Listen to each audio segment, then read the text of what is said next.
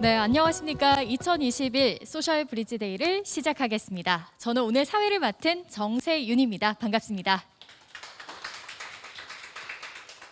네, 여러분들께서 함께하고 계시는 2021 소셜 브릿지, 올해로 3회째를 맞이했습니다. 이 소셜 브릿지는 사회적 경제 기업에게 기업과의 협업에 필요한 역량을 강화하고자 또 실질적인 협업 기회를 제공하고자 진행되었는데요.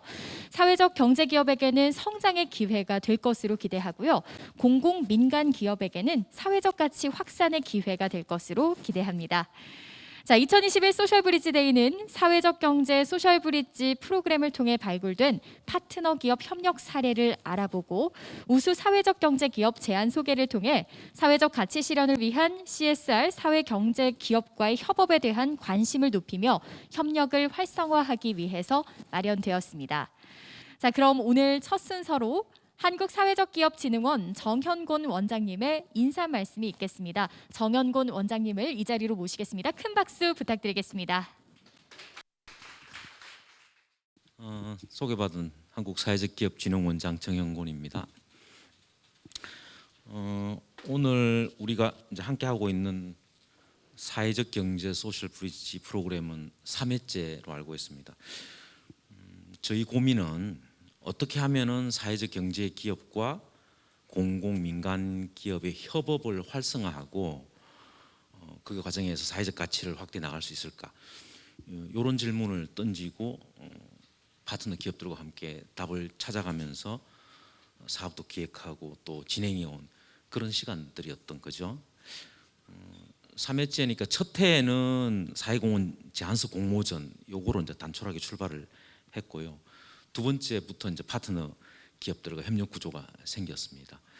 그리고 올해는 조금 더 진척을 시켜서 기업 사회 공헌에 대한 열린 강의와 포럼을 신설을 해서 함께 얘기를 나누고 또 배우는 시간을 가졌습니다.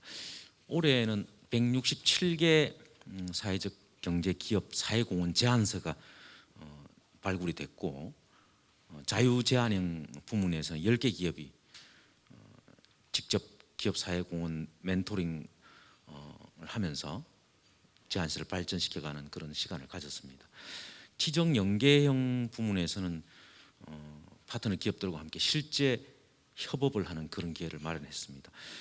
올해는 프로그램을 조금 더 추가한 것이 주요 키워드인 ESG와 MZ세대를 주제로 하는 담당자분들하고 기업들이 함께 고민하는 시간도 가졌습니다. ESG 경영 문제는 대부분의 사람들이 이제 다 그것이 대세다 이제 이렇게 수용이 되고 있고 또 그걸 통해서 지금 사회적 경제 기업과 공공 민간 기업이 연결하는 촉매제가 될 거로 기대하고 있습니다. 그리고 이제 디지털 전환, 그린 뉴딜 이런 것들이 MZ 세대에게 주요 관심사여서 저희들이 그런 논의 시간을 마련했던 것이고요. 오늘 이 시간에는 우리가 여러분들과 함께 하면서 고민하고 노력했던 것을 이제 공유를 하고 그리고 여러 자원들이 사회적 경제 생태계에 효과적으로 연결되고 지원되는 것이 그리고 그 과정을 통해서 사회적 가치와 그 영향력이 보다 풍성해진다라고 하는 것을 오늘 함께 느끼는 그런 자리가 아마 되리라고 기대하고 있습니다. 오늘 행사를 응원해 주신 고용노동부 그리고 파트너 기업으로 참여하며 협력을 위한 노력을 아끼지 않으셨던 삼성카드, 스마일게이트 재단, 그리고 한국타이어 나눔재단, SK가스, LH 그리고 사회적 경제 기업과 호흡하며 힘써주신 기업사회공헌 멘토단 여러분들 그리고 늘 현장에서 고군분투하시는 사회적 경제 기업들과 오늘 발표 준비하신 4개 기업 관계자 여러분 그리고 온라인으로 함께 해주시는 여러 공공 민간 기업의 사회공헌 담당자 모든 분들께 감사를 드립니다. 사회적 경제 기업이 추구하는 가치와 이야기에 관심을 갖고 알아봐주는 것 그것이 큰 힘이 될 겁니다. 우리 사회적 기업 진흥은 또한 공공과 민간 기업에서 사회적 기업과 함께 상생하고 협력할 수 있는 그런 기회와 역량을 만들어 나갈 수 있는 그런 브릿지 역할을 충실히 해나도록 하겠습니다. 감사합니다. 자, 원장님께서 말씀하신 것처럼 2021 소셜 브릿지는요, 지난 7월 참가 기업 공모를 시작해서 자유제한형과 지정 연계형 공모, 그리고 CSR 네트워킹 포럼 등 다양한 프로그램들을 진행했습니다. 본 사업을 추진한 그동안의 성과에 대해서 들어보는 시간을 갖도록 하겠습니다. 자원연계팀 박경정 팀장으로부터 2021 소셜 브릿지 진행 경과와 성과에 대해서 들어보겠습니다. 네, 안녕하세요. 한국사회적기업진흥원 자원연계팀장 박경정입니다. 올해 소셜브릿지 사업 추진 결과를 간략히 말씀드리도록 하겠습니다. 네, 사회적 경제 활성화를 위한 방법 중에 중요한 것 중에 하나가 민간 및 공공의 자원을 사회적 경제 기업에게 효과적으로 연계하는 것이 그 중에 하나라고 생각합니다. 네, 그런데 기존의 방식이 민간 및 공공기관이 사회적 경제 기업과 협업 요청이 있으면 그때서야 그에 맞는 사회적 경제 기업을 찾고 연계하는 다소 수동적인 방식의 연계였다면, 어떻게 하면 오히려 그와 반대로 사회적 경제 기업이 미리 준비하고 오히려 우리들의 강점을 더 강화시켜서 사회적 가치를 창출하는 방법으로 서로 연계할 수 있을까? 그렇게 적극적으로 대응할 수는 없을까? 그것이 바로 우리 소셜 브릿지 추진의 주요 방점이 되었었습니다. 네, 그래서 저희 진흥원은 지난 2019년도부터 소셜 브릿지 프로그램을 시작했었습니다. 2021년에는 사회적 경제 기업의 협력 수요에서부터 출발하는 자유 제한형과 그리고 공공 및 민간 기업의 협력 수요를 바탕으로 시작하는 지정 연계형, 이렇게 크게 투 트랙으로 진행하였습니다. 네, 자유제한형은 사회적 경제기업이 바라는 협력 사업에 대한 제안을 받아서 그 제안을 더욱 발전시키는 과정이었습니다.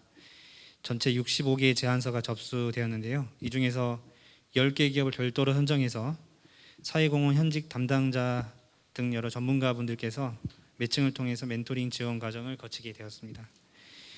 그리고 지정 연계형에서는 명확한 협력 수요가 있는 민간 및 공공기관의 협업 사업 또는 연계 자원에 대해서 진흥원과 함께 공동 공모를 진행하고, 그리고 우수한 협력 사회적 경제 기업을 뽑아서 함께 어떻게 하면 협력할 수 있는가, 그걸 찾아가는 과정이었습니다. 올해에는 5개 파트너 기업이 고맙게도 이 지정 연계형에 참여하여 주셨습니다. 총 102개의 제안이 접수되었고요. 그중 24개 기업을 1차적으로 선정해서 사회공헌 담당자분들께서 직접 참여하셔서 제안서 심화 컨설팅하고 그리고 비즈니스 미팅을 통해서 협업을 논의하는 자리를 계속 가졌습니다. 네, 올해 지정 연계형 참여 기업들이고요. 작년에 이어서 삼성카드와 SK가스가 계속 참여해 주셨고요. 올해 추가로 스마일게이트, 한국타이어나눔재단, LH가 함께 해 주셨습니다. 네, 각각의 사회공헌 목적에 맞는 사업을, 협업을 같이 고민해 주셔서 더욱 뜻이 깊었던 것 같습니다. 예, 올해 사업을 통해서 사회적 경제기업의 제안 아이디어가 우리 직접적인 지원 대상이 아니더라도 167개를 추가로 축적할 수 있었고, 그리고 지정 연계형 파트너 기업도 점차 늘어갈 수 있었고요. 그리고 저희가 실질적으로 사회적 경제 기업이 사회공헌 담당자들과 대면 기회를 가지신 곳들이 선물 34개가 되었습니다. 올해 새롭게 진행한 것이 또 있었는데요. 네, 그것은 기본교육과 네트워킹 프로그램이었습니다. 사회적 경제 기업들이 실제적으로는 공공과 민간 기업의 자원이 어떻게 연계되는지 그냥 피상적으로 생각하고 있는 경우가 많아서, 실제로 사회적 경제 기업에게 어떤 걸 바라고 그 연계되는 메커니즘이 어떻게 되는지 잘 이해를 하지 못하신다는 의견이 많아서 기본 교육을 저희 지정 연계형과 자유제한형을 시작하기 전에 가졌고요.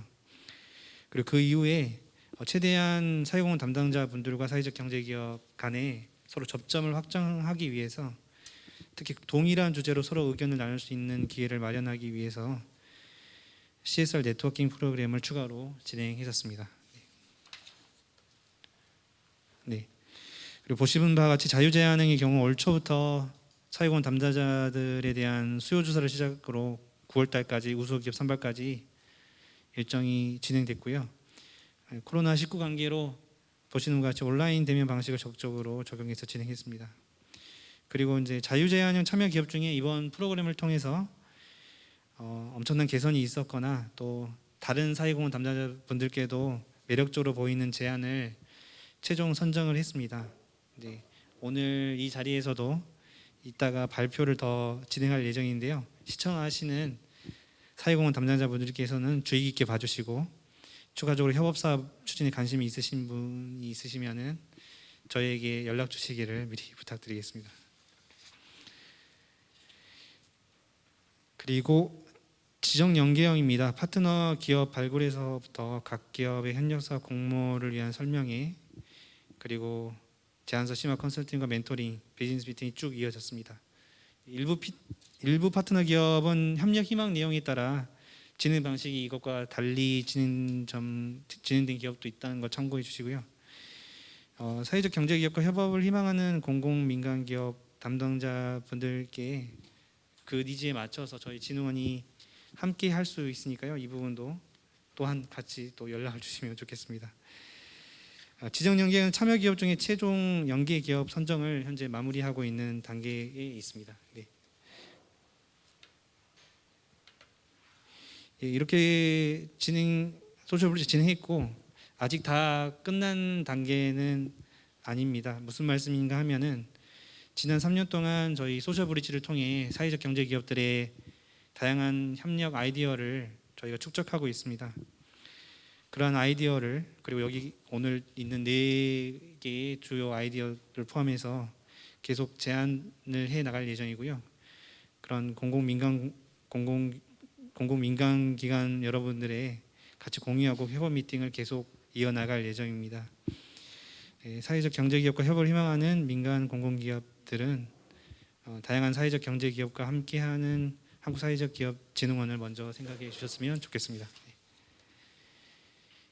네, 내년도 소셜브릿지 프로그램에 대해서 간략하게 말씀드리고 마무리하도록 하겠습니다. 저희 한국사회적기업진흥원은 사회적 경제기업에 대한 인식 개선과 생태계 확장을 위한 바이소셜 캠페인을 추진하고 있습니다. 네, 바이소셜 캠페인의 공공 및 민간 기업의 자원이 연계될 수 있도록 하기 위해 추가적인 노력을 경주하려고 하고 있습니다. 구체적인 방안은 계속 찾으려고 노력하고 있고요. 그리고 공공 민간 기업 간의 사회공헌 담당자와 사회적 경제 동향과 최근 이슈, 그리고 다양한 사회적 경제 기업을 소개하고 기업 간 네트워킹이 이루어진 활동을 보다 강화해 나가려고 합니다. 그 외에도 소셜브릿지 프로그램을 계속 개선시켜 나가고 발전시켜 나가도록 하겠습니다. 거듭 사회적 경제 기업 여러분과 공공 및 민간 기업 관계자 여러분께 감사드리고요. 지속적인 관심과 참여 부탁드리면서 이만 마치도록 하겠습니다. 감사합니다. 박경정 팀장님께서 성과 공유 수고해 주셨습니다. 다양한 프로그램들로 이렇게 사회적 경제 기업들의 성장을 다각도로 지원하고 또 의미 있는 성과들도 만들었던 것 같습니다. 기업과 공공기관 그리고 사회적 기업 이렇게 협업이 참 중요하다라는 생각이 드는데요. 우리 사회가 해결해야 될 사회 문제는 이전보다 더 커지고 복잡해지고 있습니다. 그런데 이런 협업이 쉽지만은 않은 게 현실이죠. 그래서 기업과 사회적 기업이 협력하기 위해서는 서로를 이해하고 또 체계적인 협업 모델을 만드는 게 필요하다고 합니다. 자, 그런 의미에서 이번 시간에는요. 2021 소셜 브릿지에서 사회적 기업과의 사회공헌 협업을 만들기 위해 고민해 보았던 분들을 모시고 간단하게 토크 콘서트를 진행해 보려고 합니다. 자, 2021 소셜 브릿지 자유제한형에서 사회적 기업의 멘토로 참여하셨던 신지연 멘토님 앞으로 나와 주시고요. 지정 연계형에서 파트너 기업으로 참여하셨던 한국타이어 나눔재단 강혁국장님, 그리고 스마일게이트 희망스튜디오 권현주 실장님, 유진성 삼성카드 사회공헌단 프로 모시겠습니다. 콘서트의 진행을 맡은 신지연입니다. 반갑습니다. 이번 토크쇼 주제가 사회적 경제 기업과 기업 사회공헌의 언어 이해하기입니다. 지난 몇 달간 소셜 브릿지를 통해서 자유 제한형과 그리고 지정 연계형 프로그램을 진행했었는데요. 저는 자유 제한형에서 멘토로 참여를 했었습니다. 근데 그때 온라인으로 뵀던 여기 대표님들께서 여기 앉아 계셔가지고 직접 얼굴을 뵈니까 너무너무 반갑고요.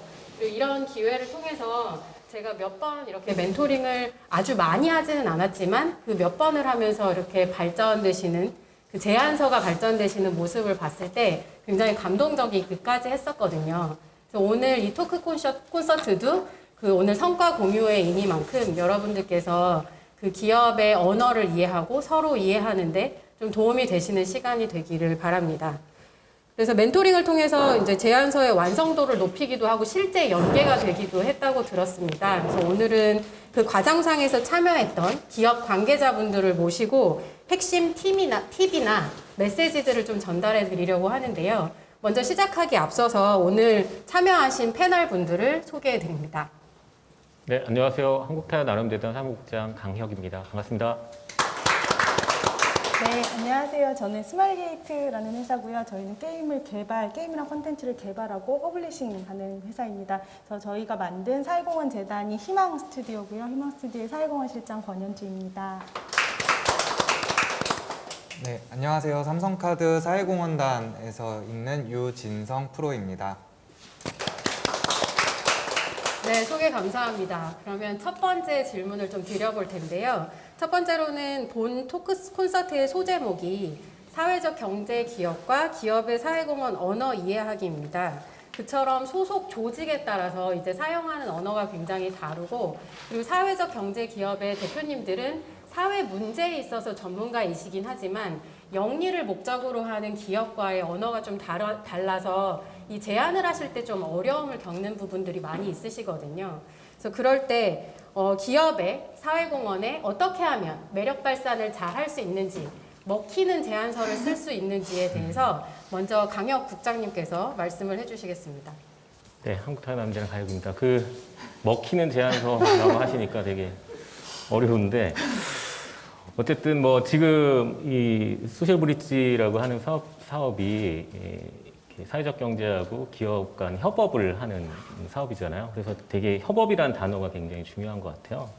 뭐 지원도 아니고, 뭐 투자도 아니고, 뭐 구매도 아니고 협업이니까 기업사회공헌이 가지고 있는 어떤 가치와 사회적 경제 기업이 가지고 있는 가치가 만나서 서로에게 좀 긍정적 영향을 줄 수 있는 제안서가 좀 필요하다고 생각해요. 그리고 이제 또 하나는 사회적 경제가 가지고 있는 가치가 살아나는 것도 되게 중요한데 그 기업도 살아가고 있다라고 하는 게 좀 분명해지면 좋을 것 같아요. 저희가 지원하거나 이렇게 하더라도 기업 자체가 존속이 어려워 보이는데 가치만 남아있다라고 하면 저희가 왜 여기하고 협업을 해야 될까라고 하는 이제 고민들이 있거든요. 그런 부분들이 좀 있었으면 좋겠고, 그다음에 이제 정부하고 민간 지원은 좀 달라야 된다고 생각하거든요. 그래서 너무 이제 공공에 제안했던 것처럼 저희 민간에 제안하면 저희는 그렇게 이렇게 뒷받침하기가 굉장히 어렵거든요. 그러니까 거기서 빠진 부분이나 아니면 거기서 부족한데 이 부분을 채워주면 좋겠다, 민간이. 그렇게 제안을 해주시면 좋을 것 같고, 그리고 이제 지원을 요청하는 부분이 좀 분명하면 좋겠다는 생각이 좀 들었습니다. 왜냐하면 이제 기업 사회공헌 담당으로서 해야 할 역할과 이제 맞아야 되는데 이게 제안서 내용은 구매와 관련이 있다든지 아니면 뭐 직원복지와 관련이 있다든지 뭐 문화와 관련이 있다든지 이렇게 하면 이제 저희도 다른데 연계를 해야 되는 그런 영역이 있기 때문에 이런 이제 고민들이 좀 사라질 수 있게, 우리가 분명하게 협업할 수 있는 부분이 뭐고 우리 가치는 뭐다. 우리는 앞으로 이렇게 살아가겠다. 당신들과 함께. 이런 이제 제안서가 있으면 제일 좋을 것 같아요. 그래서 진정성 있는 제안서를 많이 볼 수 있어서 굉장히 고마운 시간이었던 것 같습니다. 저는 이렇게. 네, 감사합니다. 네. 그 두 가지 핵심 메시지를 말씀해 주신 것 같아요. 그래서 Y랑 fit이 얼마나 잘 맞느냐 이렇게 두 가지를 말씀해 주신 것 같은데, 그러니까 영리의 기업이 왜 우리랑 같이 일을 해야 되는지에 대한 당위성이나 이유 같은 게 굉장히 중요하고, 그리고 그 부서마다도 또 니즈가 다를 수 있어서 fit을 얼마나 잘 맞추느냐 이렇게 두 가지가 중요하다고 말씀해 주셨고요. 네, 그 길게 얘기했는데. 두 분께서도 그 보충 설명 있으시면 좀 첨언해 주시면 좋겠습니다. 한국타이어에서 사실 많은 협업 사업들 하시기 때문에 사실 전반적인 이야기 많이 나눠주셨고, 그냥 거기에 뭐 약간만 첨언하자면 사실 기업 사회공헌과 사회적 기업이 사실 같은 단어가 앞뒤로 있는데 언어가 통역이 필요할 만큼 이렇게 간극이 벌어지면 안 될 것 같다는 생각 참 많이 했고요. 그러니까 근데 이제 꼭 이게 사회적 기업이냐, 뭐 저희 같은 기업이냐의 문제가 아니라 어떤 사실 파트너들이든지 이렇게 뭔가 커뮤니케이션을 할 때 서로 상대방의 입장에서 저걸 왜 해야 되는지에 대해서 좀 구체적이고 차별화된 언어로 설명 주시면 더 좋을 것 같아요. 저희 이번에 이제 만나보면서 실제 그 대표님들을 만나뵈면 너무 진정성 있고 정말 좋은 가치의 일들을 하시는데 이제 그걸 제안서로 받아보는 저희로서는 뭐 어디서 많이 본 듯한 뭐 사실 이렇게 생각할 수 저희가 이해가 짧다 보니까 할 수도 있거든요. 그래서 그런 부분을 좀 이거를 받아보는 기업의 입장에서 우리가 이걸 왜 해야 되는지에 대한 부분들이 좀 명료하게 보였으면 좋겠다. 그런 얘기를 조금 덧붙일 수 있을 것 같아요. 네, 저도 앞서 말씀해 주신 것처럼 좀 더 구체적인 내용들이 있었으면 좋겠고요.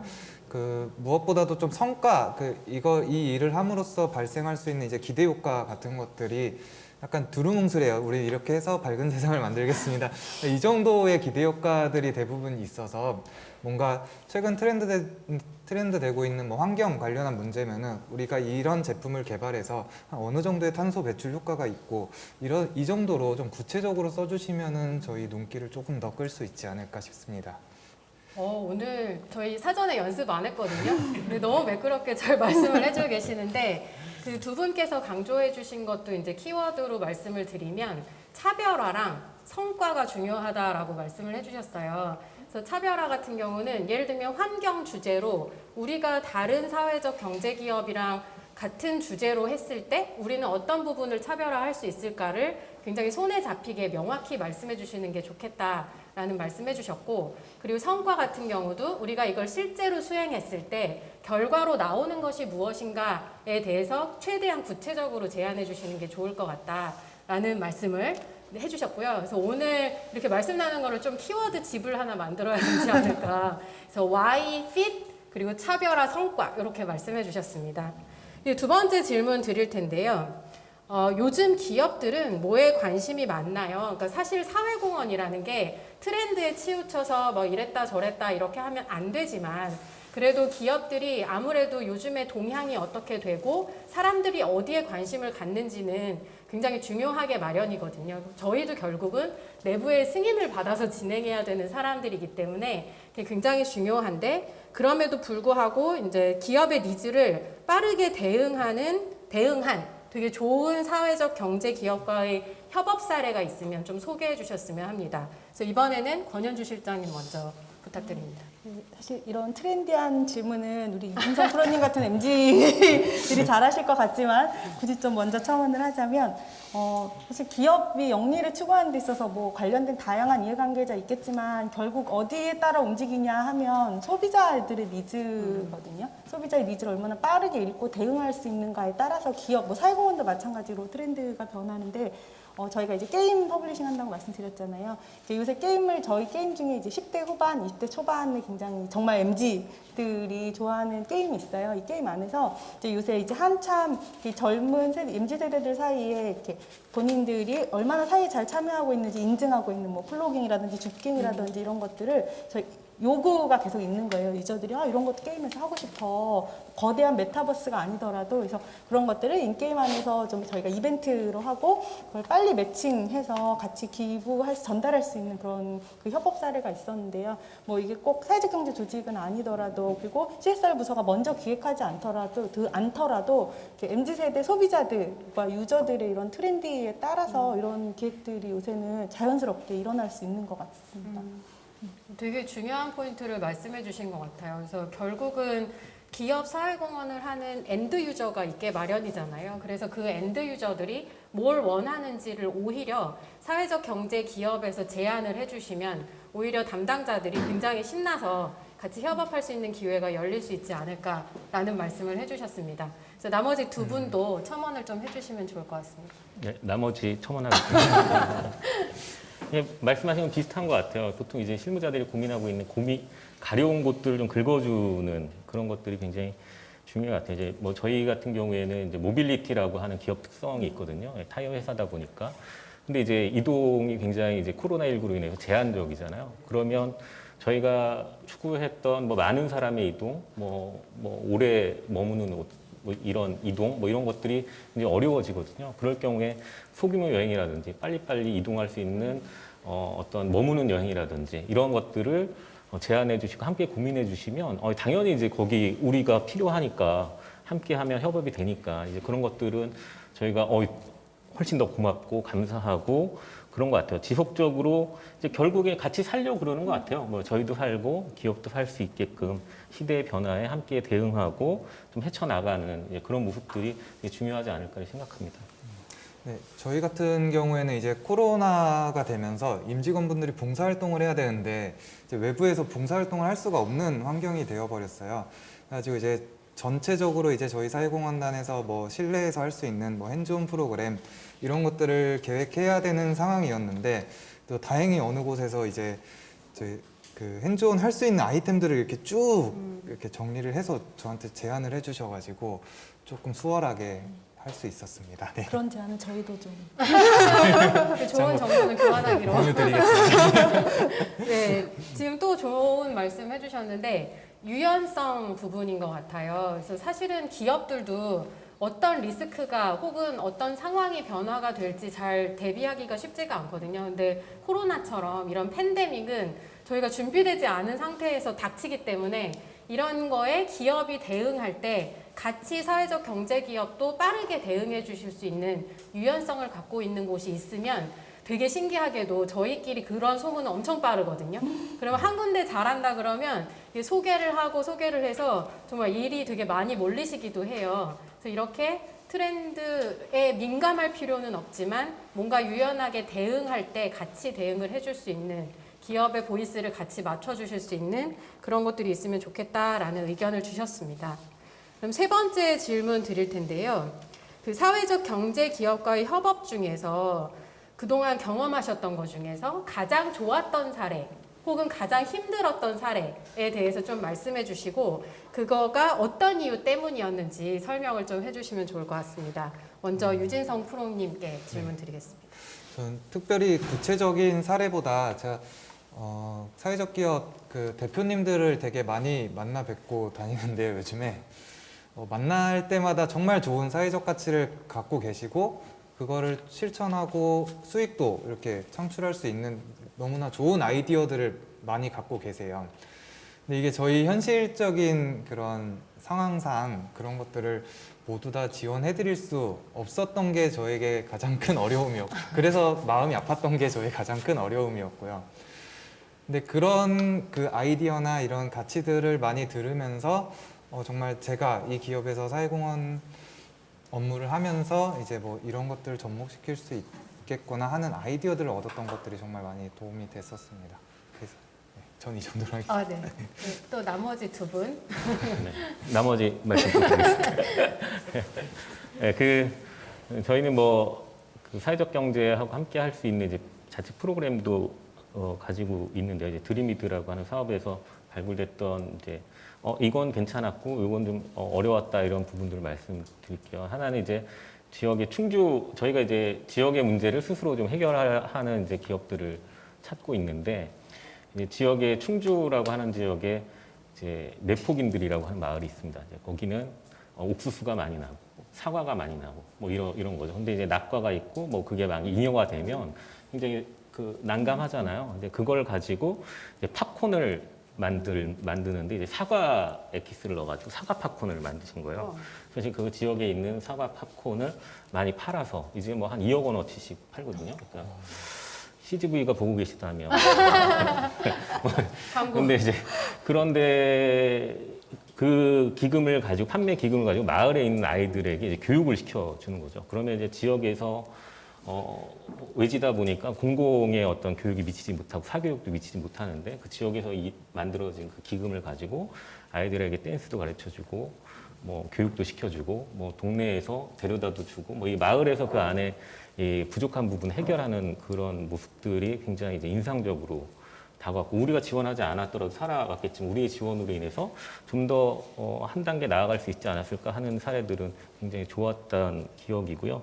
뭐 같은 영역이긴 한데 기획도 너무 좋고 지역사회 문제 해결을 사업하면서 뭐 기획도 너무 열심히 하고 프로그램 너무 좋은데 실제로 진행되는 것을 보면 지지부진한 경우도 있었습니다. 이제 이 경우는 이제 저희가 다시 들어가서 살펴보면 그 기획자 분들은 너무 훌륭하시지만 그 기획자 분들이 그 지역사회 안에 이제 스며들지 못하셔서 지역사회 주민들과의 협업이나 이런 게 굉장히 어려웠던 거예요. 그러다 보니까 기획은 있으나 그런 역량들이 지역으로 미치지 못했던 그런 사례들이 있거든요.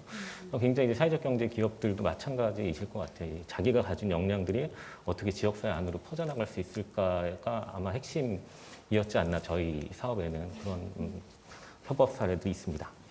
네. 진짜 다 좋은 가치와 많이 말씀 주셨으니까 그냥 재밌는 전 재미없었나? 네. 의미가 팝콘 재미없었나? 네. 진지하셨습니다. 게임 얘기를 네, 그 저희 사회사 중에 여러분 다 아시는 이렇게 쓰리매치 퍼즐 이렇게 하트 날리고 이런 게임이 있어요. 그래서 이제 그 게임의 개발자분들이 굉장히 이런 거에 크게 공감해 주셔가지고 저희가 사회적 기업의 이제 보호 종료나 이제 자립하고 있는 친구들이 디자인한 굿즈를 한번 콜라보해서 하는 이벤트를 게임에서 같이 했었는데 이제 그 구매들 이렇게 젊은 게임 회사 직원들은 좀 약간 이런 아이템 이런 거 굉장히 갖고 싶어 해요. 아무리 텀블러 많더라도 또 갖고 싶어 하거든요. 그래서 그런 거 있고 뭐 양말, 뭐 티셔츠 이런 거 있고 저희끼리 사내에서 이렇게 차 한잔 마시다가 만나요. 그럼 너도 펀딩? 나도 펀딩? 이런 교감들이 생길 때 이렇게 사회적 경제가 우리 삶 직원들 속에 스며들어 있구나 이런 걸 느낄 때 참 보람 있었던 것 같습니다. 재밌죠?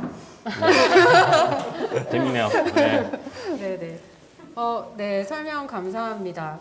저는 그 사과팝콘 말씀 너무너무 와닿는데요. 그 지역 경제가 이제 선순환되는 구조인 거잖아요. 네. 그러니까 원래는 낙과가 됐던 것들을 사과팝콘이라는 새로운 생산물을 만들어서 거기서 수익금을 얻어내가지고 그걸 교육으로 다시 시키는 방법이어서 만약 이게 정말 선순환이 제대로 아까 좀 지지부진한 경우도 있다고는 하셨지만 이렇게 제대로 실행이 된다면 여러 사회적 경제 기업이 붙어서 한 기업을 재생시키는 것도 가능한 모델이 되겠구나라는 것이 되게 인상적이어서 그게 지지부진하지 않고 계속 추진력 있게 잘 만들어 가셨으면 하는 바람이 있습니다. 웃긴 거 얘기하면 네. 거기 어느 할머니가 만드냐에 따라서 맛이 조금씩 달라요. 그 사람 너무 네, 중요합니다. 네, 그 재밌었습니다. 네, 부장님. 사과 팝콘의 맛이 어느 할머니가 만드시느냐에 따라 다르고 네. 브랜드를 좀 달아드리면 좋을 것 같아요. 손맛. 그러니까 무슨 할머니표 팝콘 뭐 이렇게. 네, 포장지를 또 하나밖에 안 만드셔가지고. 네네네. 그걸. 네, 이게 진짜 실행으로 넘어가면 실행력 차이가 있게 마련이죠. 그래서 이런 것들을 근데 지금 사회적 경제 기업이 많이 생기고 계시잖아요. 그럼 이렇게 지역사회에도 촘촘히 들어가셔서 문제 해결을 하시다 보면 분명히 퀀티티, 양뿐만 아니라 퀄리티, 질도 늘어날 것이라고 생각이 됩니다. 그럼 다음 질문 좀 드릴 텐데요. 되게 실질적인 질문이에요. 기업마다 예산 편성 시기가 다른 것으로 알고 있습니다. 그래서 사회적 경제 기업이 기업이랑 협업하실 때 이 시기를 잘 놓치셔가지고 우리 예산 편성이 그냥 끝났어요. 기획 끝났어요. 내년도 기획 다 나왔어요. 뭐 이렇게 하면 협업을 못 하시는 경우들이 덜어 있으세요. 그래서 이제 소속 기관에 따라서 언제 예산 편성이 되고 기획을 하시는지 이런 부분에 대해서 언제가 적절한 타이밍이냐 이 부분에 대해서 국장님 먼저 말씀해 주세요. 저요? 예. 네.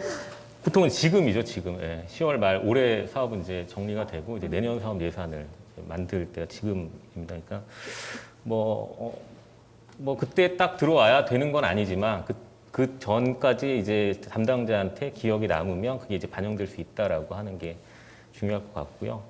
근데 뭐 저는 언제든지라는 생각이 좀 들어요. 이제 함께 할 수 있는 파트너라고 하면 언제든지 좋은 제안을 주고받을 수 있어야 된다고 생각이 들고 뭐 단기적으로 내년에 꼭 하자가 아니더라도 내후년이 될 수도 있고 뭐 그 후년이 될 수도 있으니까 계속 이제 기억에 남게 해주는 게 굉장히 중요할 것 같고요. 그리고 아까 다 말씀하셨지만 이제 네트워킹 엄청 많이 하거든요. 우리가 못하면 여기 서로 고민들을 많이 나누고 있어요. 기업 사회공헌 담당자끼리는. 그럴 때 여기랑 같이 하면 되게 좋을 텐데라고 이제 딱 토스를 해주면 이제 기업 사회공헌 담당자가 해주는 토스는 이제 기업 사회 그 사회적 경제 영역에서 받는 토스보다 부담감이 좀 적어요. 예. 그래서 이제 그런 토스들이 좀 잘 받아지는 경우도 있으니까 어쨌든 이제 네트워킹의 역량들도 계속 지속적으로 가져오시면 꼭 예산 편성시키가 아니시더라도 협력할 수 있는 기회는 있다고 생각합니다. 네, 저희도 뭐 나머지 두 비슷해서. 분. 네, 사실 그런 걸 다 염두에 두시고 사실 이런 소셜 브릿지를 기획하지 않았나 저는 그런 좋은 의도도 한번 추측해 보는데요. 뭐 저희도 작년에 그렇게 다른 기업이 받았던 제안을 이렇게 저희가 더 적합한 것 같다 저희 핏에라고 해서 제안 받아서 같이 했던 그 사회적 기업이랑 같이 했던 사업이 있었는데 굉장히 보람 있고 좋았었던 것 같아요. 그래서 예산은 뭐 기업, 공공이랑 조금 다르게 기업은 이렇게 긴급성이 있거나 어떤 탄력적인 대응을 해야 할 때 집행할 수 있고 단지 이제 조금 다른 점은 저희도 이제 이것을 비용을 승인하는 부서들한테 충분히 납득할 만한 그런 것들이 좀 같이 제안이 되면 사실 꼭 정해진 시기다는 것은 아닌 것 같고요. 네, 뭐 저희도 딱히 정해진 시기는 없고 보통 예산 편성은 이제 저희는 지금 끝났어요. 10월 초쯤에 확정이 돼가지고 다 끝나는데 언제든지 뭐 좋은 아이템들 있으시면은 제안해 주시면은 저희는 또 이제 삼성 내에서도 이제 또 얘기를 막 서로 이렇게 해주거든요. 그러니까 뭐 제안해 주시면은 이렇게 전파를 많이 해드리겠습니다. 네. 이 시기가 그 외국계 기업이냐 한국 기업이냐도 약간 차이가 있는 경우가 있어요. 외국계 기업 같은 경우는 회계년도가 좀 다른 경우가 있거든요. 그래서 주로 파트너십을 많이 맺었었던 기업이 어떤 예산 사이클로 돌아가는지, 언제쯤 내년도 플랜을 하는지 이런 것들을 사전에 좀 확인해 놓으시는 게 좋고요. 그리고 내년도 예산을 세우시거나 기획을 하실 때 초기 기획부터 같이 들어가시는 게 가장 좋긴 해요. 왜냐하면 담당자들도 아이디어가 필요하거든요. 그럴 때 사회적 경제 기업에서 이런 걸로 내년에 해보시면 어떻겠냐 이런 거에 주도권을 가지시면 내년도 사업은 함께 하시는 겁니다. 그래서 무조건 같이 하시는 거니까 이런 타이밍을 잘 지켜주시는 게 좋고, 그리고 중간에 들어갈 수 있는 여지는 분명히 있다라고 세 분이 말씀을 해주셨지만 그 큰 카테고리 안에는 들어가셔야 돼요. 그래서 예를 들면 이 기업은 환경에 관심이 있는지, 뭐 저 기업은 아동에 관심이 있는지 이런 기업마다 중점적으로 가져가는 토픽, 주제 이런 것들은 좀 잘 알고 계셔야 거기에 중간중간에 넣어서 지금 시의적으로 이런 게 중요하니까 같이 해보시자라는 제안을 하실 수 있거든요. 근데 이 카테고리를 벗어나는 거는 정말 현실적으로 쉽지 않기 때문에 그 부분은 좀 고려를 해주시면 좋을 것 같습니다. 네, 마지막 질문입니다. 아쉽게 토크쇼가 이제 끝으로 가고 있는데요. 기업의 ESG 변화 물결이 거세죠. 그래서 사회적 경제 기업에서는 이걸 어떻게 준비하고 소통하면 좋을까요? 국장님부터. 예. 네. 이제 나머지가 계속 안 나오는데. 네. 다 할 거기 때문에. 예. 그래서 저는 이제 사회적 경제 기업 같은 경우에는 이미 뭐 준비를 하시고 계시다라고 생각이 들고, 뭐 기업 입장에서 무슨 조언하겠냐, 뭐 이렇게 제코가 석자인데 뭐 어떻게 소통할까 조언할 수 있는 위치는 아닌 것 같고, 그냥 각자 도생해가지고 살아서 만났으면 좋겠다 이런 생각이 들고, 일단 뭐 사회적 경제 기업 자체가 설립 취지 자체가 많은 부분을 포함하고 있고, 다만 이제 저는 이제 오히려 또 사회적 경제 기업들 입장에서 거버넌스 구조는 오히려 좀 취약한 부분들도 많이 보이는 것 같습니다. 이제 보다 다양한 의사결정이 일어날 수 있는 구조도 한번 고민해 보시는 것도 저는 좋겠다 이런 생각이 듭니다. 네. 뭐 제가 아까 저희 직원들 뭐 텀블러 이런 이야기 잠깐 했었는데요. 뭐 갑자기 뭐 리유저블 굿즈를 이렇게 준다고 ESG를 잘하는 기업이 되지는 않는 것 같아요. 근데 제가 이번에 그 소셜브릿지에서 연결해 주신 비즈니스 미팅 하면서 좀 큰 인사이트가 있었는데, 저희에게 제안 주신 그 기업이 그러니까 저희가 가지고 있는 비즈니스 밸류체인 어떤 공급망, 저희 같으면 뭐 저희 PC방 사업도 하고 뭐 저희도 어마어마하게 많은 컴퓨터와 이런 부속품들을 쓰는데, 이런 것들 비즈니스 밸류체인을 좀 어떻게 더 ESG적으로 지속 가능하게 할 수 있도록 할 수 있는지에 대한 아이디어들을 굉장히 많이 주셨어요. 그래서 이것들이 뭐 당장 지금 뭐 실현 가능하지는 않겠지만 그런 것들을 계속 저희가 염두에 두고 할 수 있도록 하는 부분들이 사실 사회적 기업이 기업한테 굉장히 인사이트 주실 수 있는 부분이라고 생각하고요. 실제 실행하는 것은 저희 기업의 어떤 좋은 거버넌스 체계로 가야겠지만, 그런 제안들을 사회적 기업에서 좀 기업들이 정말 진정한 ESG 경영을 잘 할 수 있도록 인사이트를 주시는 것, 또 솔루션을 좀 구체적으로 보여주시는 것, 그런 것들이 좀 저희가 앞으로 이렇게 협력해 가는데 많은 도움이 될 수 있을 것 같습니다. 네. 최근에 되게 환경 관련해서 정말 큰 이슈가 되고 있는데, 이런 부분들이 제가 생각하기에는 그동안 기업들이 이 환경에 대해서 좀 무관심했고, 그렇기 때문에 ESG 평가라는 것들이 도입이 되면서 그 부족했던 부분을 채우고 있는 지금 상황이라고 생각을 해요. 그래서 이런 부분이 좀 결국 찬다면은 뭐 별도로 뭐 ESG 이런 식으로 부르기보다는 그냥 결국은 하나의 사회공헌이 되지 않을까라는 생각을 하고 있고요. 그냥 사회적 기업마다 이제 각자의 영역이 또 따로 있기 때문에 그런 영역에서 그냥 최선을 다하시는 게 저는 가장 좋을 것 같습니다.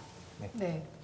지금 또 좋은 말씀 해주셔서 그러니까 기업의 그 밸류체인 전체에 걸쳐가지고 좀 더 실질적인 솔루션을 제안해 주실 수 있으면 좋겠다라는 말씀하셨는데 실제 기업에서 사회공헌을 좀 ESG랑 연계해서 탄소 배출을 줄인 거를 기업이 인정받는다던가 그걸 이제 사회적 경제 기업이랑 시너지를 내는 케이스들이 만들어지고 있거든요. 그게 실질적인 케이스들이 좀 나왔으면 좋겠고 그리고 앞에 이제 국장님께서 말씀해주신 포인트도 굉장히 중요한 것 같은 것이 사회적 경제 기업조차도 ESG를 잘 준수를 하시는 게 필요하잖아요. 지속 가능하시려면. 그래서 내부적으로 거버넌스 체계를 잘 구축하시고 사실 갈아 넣으시는 경우들이 되게 많으시기 때문에 그런 경우에도 이제 근로 조건이라든가 이런 부분도 최대한 잘 지키시는 것이 장기적으로 기업의 영속성을 봤을 때 중요한 포인트일 것 같다라고 마지막 말씀해 주셨습니다. 그래서 오늘 토크쇼를 여기까지 마치도록 하고요. 여러분들 좀 도움이 되는 시간이 되셨나요? 안 들려요. 네, 그럼 오늘 토크쇼를 여기까지 마치도록 하겠습니다. 감사합니다. 감사합니다. 참 도움이 되는 시간이었지 않을까라는 생각을 해보는데요. 이야기를 듣다 보니까 협력을 위해서 무엇을 준비해야 할까 이런 고민도 함께 해볼 수 있는 그런 시간이었습니다. 자, 협업을 잘하기 위해서는요, 사회적 기업과 기업이 같은 목표를 갖고 서로를 이해하면서 꾸준히 소통해야 하겠다라는 것 다시 한번 생각해 봤습니다. 자, 앞서 협력을 위해서는 우리가 공동의 목표를 가지는 게 중요하다라고 계속해서 말씀을 드렸는데요. 앞으로 2022년, 그러니까 내년이 채 2개월도 남지 않았습니다. 이렇게 곧 다가오는 2022년, 과연 어떻게 준비해야 될까요? 자, 2022년은 아마 올해나 작년과는 더 많이 다른 상황이지 않을까라고 생각을 해봅니다. 2022년의 사회적 가치 키워드를 다 같이 함께 고민해보는 의미 있는 시간을 준비했습니다.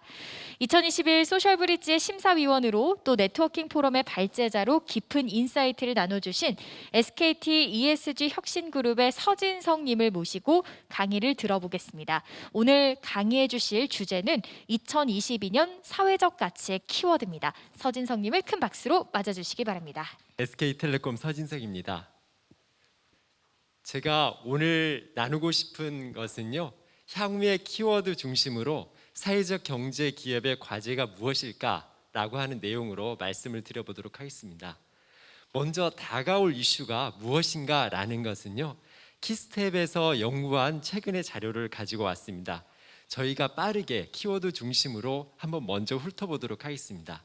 크게 5개 분야로 이것을 선정해 보았는데요. 첫 번째는 디지털 세상입니다. 디지털 세상이 열리게 된다면 대기업, 플랫폼 기업의 독과점 문제나 또는 일자리 변동, 이런 사회적 문제도 역시 동시에 벌어질 수 있겠죠. 두 번째로 하는 것은 사회 구조의 변동입니다. 이것으로 인한 새로운 갈등도 만들어질 수 있겠고요. 기술이 발전하지만 공공가치에 대한 또 문제제기도 더욱더 늘어날 수 있을 것입니다. 세 번째는 우리가 익히 알고 있는 기후위기, 환경에 관련된 여러 내용들입니다. 네 번째로 본다면 세계 질서의 변화인데요. 앞에 3가지가 사회 환경에 관련된 것이라면 이것은 거버넌스에 관련된 것이라고 볼 수 있습니다. 그래서 자국 중심의 정책이 강화되는 문제라든가 또는 이런 문제를 풀기 위해서 국가의 역할만이 아니라 세계 질서 간의 연대, 이런 부분도 매우 중요하겠죠. 마지막 5번째는 위험의 일상화입니다. 왼쪽 편은 사회 문제의 일상화와 오른쪽에는 환경 문제의 일상화를 언급을 한 것인데요. AI 기반 시스템 위협이라든가 아니면 전력망 붕괴로 인한 대정전, 이런 것이 이슈화가 될 수 있을 것입니다. 간단하게만 키워드로 말씀을 드려봤는데요. 그러면 기업의 대응은 충분한가? 이것에 대한 질문을 해봐야 될 걸로 보여집니다. 이 앞에 있는 5가지의 큰 분야를 제가 두 가지 키워드로 압축을 해봤습니다. 첫 번째는 기술 문화의 패러다임 전환 이것이고요. 이 부분들은 앞으로도 더욱더 빠르게 변화할 걸로 예상하고 있습니다. 두 번째는 사회 환경의 회복 탄력성이라고 하죠. 이것의 문제가 우리 사회의 문제를 야기하고 있는데요. 이런 부분들의 약화, 이런 것들이 더욱더 강화되고 있다라고 하는 것입니다. 우리가 익히 알고 있는 코로나 상황으로 한번 빗대어 볼까요? 코로나가 일어난 지 불과 2개월 만에 우리 사회가 기술적인 전환, 문화적인 전환 이런 것이 2년에 일어날 것이 불과 2개월 사이에 다 완료됐습니다. 즉 전자, 기술 문화의 패러다임 전환이라고 하는 것은 우리 사회가 빠르게 적응해 가고 있다는 것이죠. 그러나 코로나로 인한 환경 사회 문제의 회복 탄력성은 회복되고 있나요? 그건 그렇지 않습니다. 기업들은 이 두 가지 키워드를 가지고 어떤 대응을 하고 있나요? 먼저 기술 문화의 패러다임 전환을 위해서는 메타버스, AI 등 이런 변화된 환경에 발빠르게 대응하고 있습니다. 사회 환경 문제의 리질리언스라고 하죠. 회복 탄력성 극복을 위해서는 ESG로 대응을 하고 있는데요. 과연 이 ESG의 대응은 충분한가요? 그것을 각 항목별로 하나씩 좀 살펴보도록 하겠습니다. 먼저 환경인데요. EU는 지난 6월에 EU 기후법을 제안했습니다. 이것의 큰 핵심은 탄소 국경세와 2035년까지 내연 자동차의 판매를 중단하겠다라고 하는 것으로 나오고 있는데요. 물론 최근에 환경이 많은 화두가 되고 있습니다. 그렇지만 이렇게 환경이라고 하는 것은 환경 규제에 대응하고 어떤 국제 간의 공동 대응에 공조를 맞추는 형태로 이루어지고 있습니다. 사회는 어떤가요? 우리 사회에 ESG를 하면 항상 리스크 매니지먼트, 즉 어떤 리스크 관리를 얘기를 하고 있는데요. 그러나 비콥에서는 이를 넘어서서 JEDI, 정의, 공평, 다양성, 그리고 포용이라고 하는 가치를 얘기하고 있습니다. 우리 사회가 리스크라는 화두를 넘어서 JEDI 이런 이슈로 좀 더 공론화가 돼야 되지 않을까라는 것이 또 다른 사회 문제에서 우리가 돌아봐야 될 내용이라고 보여집니다. 거버넌스는 어떤가요? 우리 거버넌스는 ESG 위원회를 어떻게 만들 것인가, 여성 이사의 비중을 어떻게 늘릴 것인가 라고 한정돼 있죠. 제가 ESG의 항목별로 쭉 기업의 대응을 간단히 살펴봤는데요. 이런 대응으로 우리가 사회 환경의 회복 탄력성이 약화되고 있는 것들을 과연 극복할 수 있을 것인가 라고 하는 것에 대해서 한번 생각해 보는 시간이 되었으면 좋겠습니다. 그러면 우리가 사회적 경제 조직들이 향후에 어떤 과제를 가지고 나아갈 것인가 라는 것을 한번 얘기해 볼까 합니다. 이것을 키워드 중심으로 얘기해 볼까 하는데요. 세 가지 과제를 한번 얘기해 볼까 합니다. 첫 번째 과제는요. ESG와 사회적 가치의 통합 추구입니다. 연관 키워드는요. 탄소 중립입니다. 이미 우리에게는 어느 정도 좀 익숙해져 있지만 이 탄소 중립이라고 하는 키워드가 최근에 급격하게 상승하고 있다는 것을 알 수 있습니다. 그리고 이 상승 속도는 앞으로도 더욱더 우리 주변 얘기로 다가올 것이다라는 것을 예상할 수 있을 것입니다. 우리나라는 이산화탄소 발생 정점이 2018년입니다. 모든 국가들이 NDC, 탄소 감축 연도를 정할 때 이 연도를 가지고 하죠. 유럽의 대부분 국가들은 1990년을 기점으로 하고요. 미국은 2005년도를 기점으로 하고 있습니다. 그만큼 우리나라는 대응이 늦었다라는 것이겠죠. 우리나라는 2018년 기준으로 우리가 40%를 감축하겠다라고 하는 목표를 세웠습니다. 이 40% 감축이라는 목표에 대해서는 비판하는 쪽도 있지만 부족하다는 쪽도 있죠. 실제 이것은 어느 정도로 감축해야 되는지 그림으로 그려보면요. 이렇게 가파르게 오른 속도를 더욱더 가파른 속도로 감축해야만 되는 상황입니다. 그러면 우리는 탄소 중립이라고 하는 것은 사회적 경제 조직과 얼마나 연관성이 있는 것인가 라고 피부로 느끼기는 좀 쉽지 않을 듯한데요. 제가 두 가지 사례를 한번 말씀드려 보겠습니다. 첫 번째는 남는 빵으로 맥주를 만드는 영국의 사회적 기업, 바로 토스트 기업 사례입니다. 이 기업은 자신들이 작은 사회적 기업임에도 불구하고 자신들의 탄소를 추적을 했습니다. 그 결과 대부분의 탄소가 패키징 단계에서 나타나고 있어서 이 부분들을 재료 재활용을 통해서 해결하려고 하고 있고요. 그리고 원재료에서 발생하는 것을 막기 위해서 농장 단계에서 어떤 지표면에 땅을 갈지 않고 이산화탄소를 땅 속에 가두는 방식을 통해서 이런 문제를 해결하는 방법을 찾아 나가고 있습니다. 그러면 서비스 기업들은 어떨까요? 한 협동조합 사례입니다. 지금 스페인에 있는 공익을 위한 컨설팅을 하는 협동조합인데요. 바이코라고 하는 곳입니다. 여기 역시 자신들이 쓰는 전기나 또는 자신들이 쓰고 있는 어떤 교통 이런 부분들에 있어서 그런 이산화탄소를 절감해서 오히려 국제적인 기준보다 앞선 2030년까지 넷제로를 하겠다라고 하고 있습니다. 이 두 기업이 다 2030년까지 넷제로를 추구하고 있는데요. 이 기업들만이 아니라 이런 사회적 경제 조직들을 중심으로 한 사회적 가치를 추구하는 기업들은 2050년 넷제로가 아니라요. 2030년에 넷제로를 해야 된다라고 하면서 1,600개 이상의 기업들이 모여 있습니다. 즉 오히려 대기업들보다도 더 앞선 속도로 우리 사회에 나아갈 방향을 제시하고 있다는 것이죠. 이런 넷제로는 기본적으로 감축을 기반으로 하고 그래도 불가피하게 만들어내고 있는 것은 상쇄를 해야 되는데요. 그 상쇄 단계에서도 자신이 만들어내는 것을 100% 상쇄하는 것이 아니라요. 그 이상 110%를 상쇄하자라고 해서 클립합이라고 하는 쪽을 하고 있는데요. 여기에도 역시 사회적 가치 기업들이 다수 들어서 이런 운동들을 펼치고 있습니다. 즉 그러면 우리가 사회적 경제 조직들이 향후에 궁극적으로는 이런 방식으로 가야 되지 않을까라는 생각이 드는데요. 즉 한편으로는 ESG에 기반하면서 우리 사회적 경제 기업들이 더욱더 잘하고 있는 사회적 가치를 창출해야 되지 않을까라는 것입니다. 사회적 가치는 어떻게 보면 무 자르듯이 얘기를 한다면 사회 환경적 성과를 만들어내는 것이고 ESG는 뿌리와 줄기가 건강한 기업을 만드는 것이다라고 하는 것인데요. 그래서 사회적 경제 조직들은 첫 번째로서는 비즈니스 모델의 임팩트를 제고하는 것을 추구하고요. 두 번째는 기업 경영 방식을 좀 더 건강하게 만드는 것도 같이 추구해야 되지 않을까라는 생각이 듭니다. 그런데 이 두 가지 가치를 동시에 추진하는 것이 어렵지 않느냐라고 얘기할 수 있을 것 같은데요. 이미 그러한 방향으로 하고 있는 움직임이 있었습니다. 가장 가까운 움직임으로는 비콥 사례를 들 수 있을 텐데요.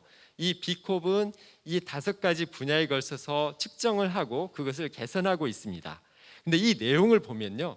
크게 오퍼레이션과 임팩트 비즈니스 모델로 나누고 있는데요. 밑에 있는 임팩트 비즈니스 모델을 보면요. 우리 사회적 경제 조직들이 대부분 추구하는 가치들입니다. 즉 오퍼레이션이 우리가 현재 일상적으로 얘기하는 ESG 가치인데요. 그런데 문제는 뭐냐면요. 이 오퍼레이션은 기본 점수이고요. 그리고 임팩트 비즈니스 모델은 가점 점수로 큰 점수를 부여하고 있습니다. 즉 무슨 말이냐면 그 기업의 여러 가지 문제를 개선하고 하는 것들의 가장 큰 주요한 점들은 바로 이 사회적 가치라는 것이죠. 그래서 사회적 경제 조직들이 사회적 가치 중심으로, 즉 임팩트 비즈니스 모델을 중심으로 자신의 기업의 정책성을 강화해 나가는 한편 ESG 요소를 보완적으로 이런 부분들을 개선해 나가는 것들이 필요하지 않겠는가라고 하는 것이 제가 드리고 싶은 첫 번째 과제의 말씀입니다. 두 번째는 공정과 공공의 추구입니다. 이것에 대한 연관 키워드는 MZ세대입니다. 여러분들께서는 이미 익숙한 단어이겠지만 이 그래프를 보면요. 올해 들어와서 성장하기 시작한 키워드고 이 내년, 내후년에는 더욱더 이런 키워드들이 더욱더 크게 회자될 것이다 라고 하는 것을 짐작하실 수 있을 것입니다. 이것에 관련돼서 한 가지 사례를 말씀드려 보도록 하겠습니다. 이 푸카라고 하는 유기농 허브차의 대명사라고 할 수 있는 영국의 기업입니다. 이 기업은 작은 기업임에도 불구하고 자신들의 이산화탄소를 측정했고요. 그 결과 39%가 물을 끓이는 과정에서 이산화탄소가 발생하고 있다라고 하는 것을 알게 되었습니다. 그리고 실제 소비자 패턴을 조사해 본 결과 컵 물 한 잔을 끓이는데 2잔을 평균적으로 끓임으로써 그 과정에서 이산화탄소를 배출하고 있다는 것을 알게 됐고요. 그래서 자신들의 전체 공급망과 소비자 단계에서 이산화탄소를 줄이기 위해서는 소비자의 행동 패턴을 바꿀 필요가 있겠다라고 해서 알기 쉽게 캠페인을 했습니다. 2잔의 물을 끓이게 된다면 30분의 TV를 켜놓은 것과 같다라든가 3잔을 켜게 된다면 5시간 동안 노트북을 켜놓은 에너지와 똑같다라고 하면서 하는데요. 이것에 대해서 같이 협업한 이 단체가 바로 이 사회적 기업입니다. 사람과 지구의 건강한 습관을 만들어내는 그런 행동을 유발하는 사회적 기업인데요. 이 기업들은 MZ세대를 비롯한 다수의 사람들이 이런 생활 방식을 통해서 지구 문제를 개선하고자 라고 하는 활동을 펼치고 있는 데입니다. 실제 이 도네이션이라고 하는 데서 와서 자신들이 이것을 지키겠다고 실천하는 사람은 1년 후에 42%나 그 행동 패턴을 유지하고 있는 것으로 드러났습니다. 우리가 흔히 미닝아웃이라고 하죠. MZ세대들이 자신의 가치를 드러내는 것인데요. 사실 그것으로는 부족합니다. 이것이 제도화되고 다른 사람들이 참여하고 사회적인 운동으로 펼쳐나가야 되는 것들이 필요한데요. 그래서 사회적 가치를 창출하는 기업들이 이 MZ세대들이 자신의 의미를 내거는 것뿐만이 아니라 이것이 사회적인 운동과 더 나아가서 제도화까지 하는 부분들을 해결하는 주체로서는 우리 사회에서 사회적 경제 조직이 가장 잘할 수 있는 조직이지 않을까라는 생각이 듭니다. 마지막 3번째 과제로서는요. 사회 회복 탄력성 복원 이 주제를 들어봤습니다. 이것의 연관 키워드는 메가 트렌드라고 할 수 있는 일자리라고 하는 것입니다. 이 이슈는 계속적으로 더욱더 커져나갈 키워드라고 생각합니다. 우리는 여전히 이런 사회 문제다라고 한다면 이 두 사진에서 보이는 이런 두 기업의 사례처럼 리스크 관리 중심으로 얘기하고 있습니다. 그러나 리스크 관리는 기업이 모든 주체들이 기본적으로 해야 될 것이지 저걸 잘했다 해서 잘했다라고 칭찬하기는 어려운 주제입니다. 한 예를 들어본다면요. 이것은 페라라고 하는 폐플라스틱을 활용해서 제품을 만들어내는 사회적 가치 기업입니다. 이 기업은 우리가 아무리 많은 플라스틱을 재활용한다 하더라도 이것이 사회평등의 문제를 해결하지 않으면 조금의 플라스틱을 재활용하는 것도 중요하지 않다라고 얘기하고 있습니다. 사실 환경 문제와 사회 문제는 긴밀히 연관돼 있음에도 불구하고 우리 사회는 환경 중심으로 키워드가 흘러갈 뿐 사회적인 문제에 대한 관심은 여전히 좀 적지 않나라는 생각이 듭니다. 2가지 사례를 들어보겠습니다. 첫 번째는 캘리포니아 태양광 전기 협동조합인데요. 협동조합임에도 불구하고 이들은 내부에서 협동조합이니까 이런 일을 더욱더 잘하겠죠. JEDI라고 하는 위원회를 만들었습니다. 그래서 우리 내부에 정의, 형평, 다양성, 포용 이런 부분들을 스스로 점검하고 개선하는 활동을 하는 것이죠. 또 하나의 사례는 헬라 소셜 임팩트입니다. 이 기관은 이 사회적 가치 기관은요 기업이죠. 이 기업은 다른 조직들이 그 내부의 포용성이나 다양성을 증진시키기 위해서 돕는 역할을 하고 있습니다. 그래서 이것에 대한 툴을 만들어서요 그 직원들을 모아서 워크숍을 하고 이런 방식으로 우리 사회 전체가 조금이라도 더 포용성 있고 다양성 있는 사회를 만들기 위해서 노력을 하고 있습니다. 한 인권 옹호가는 이런 얘기를 했습니다.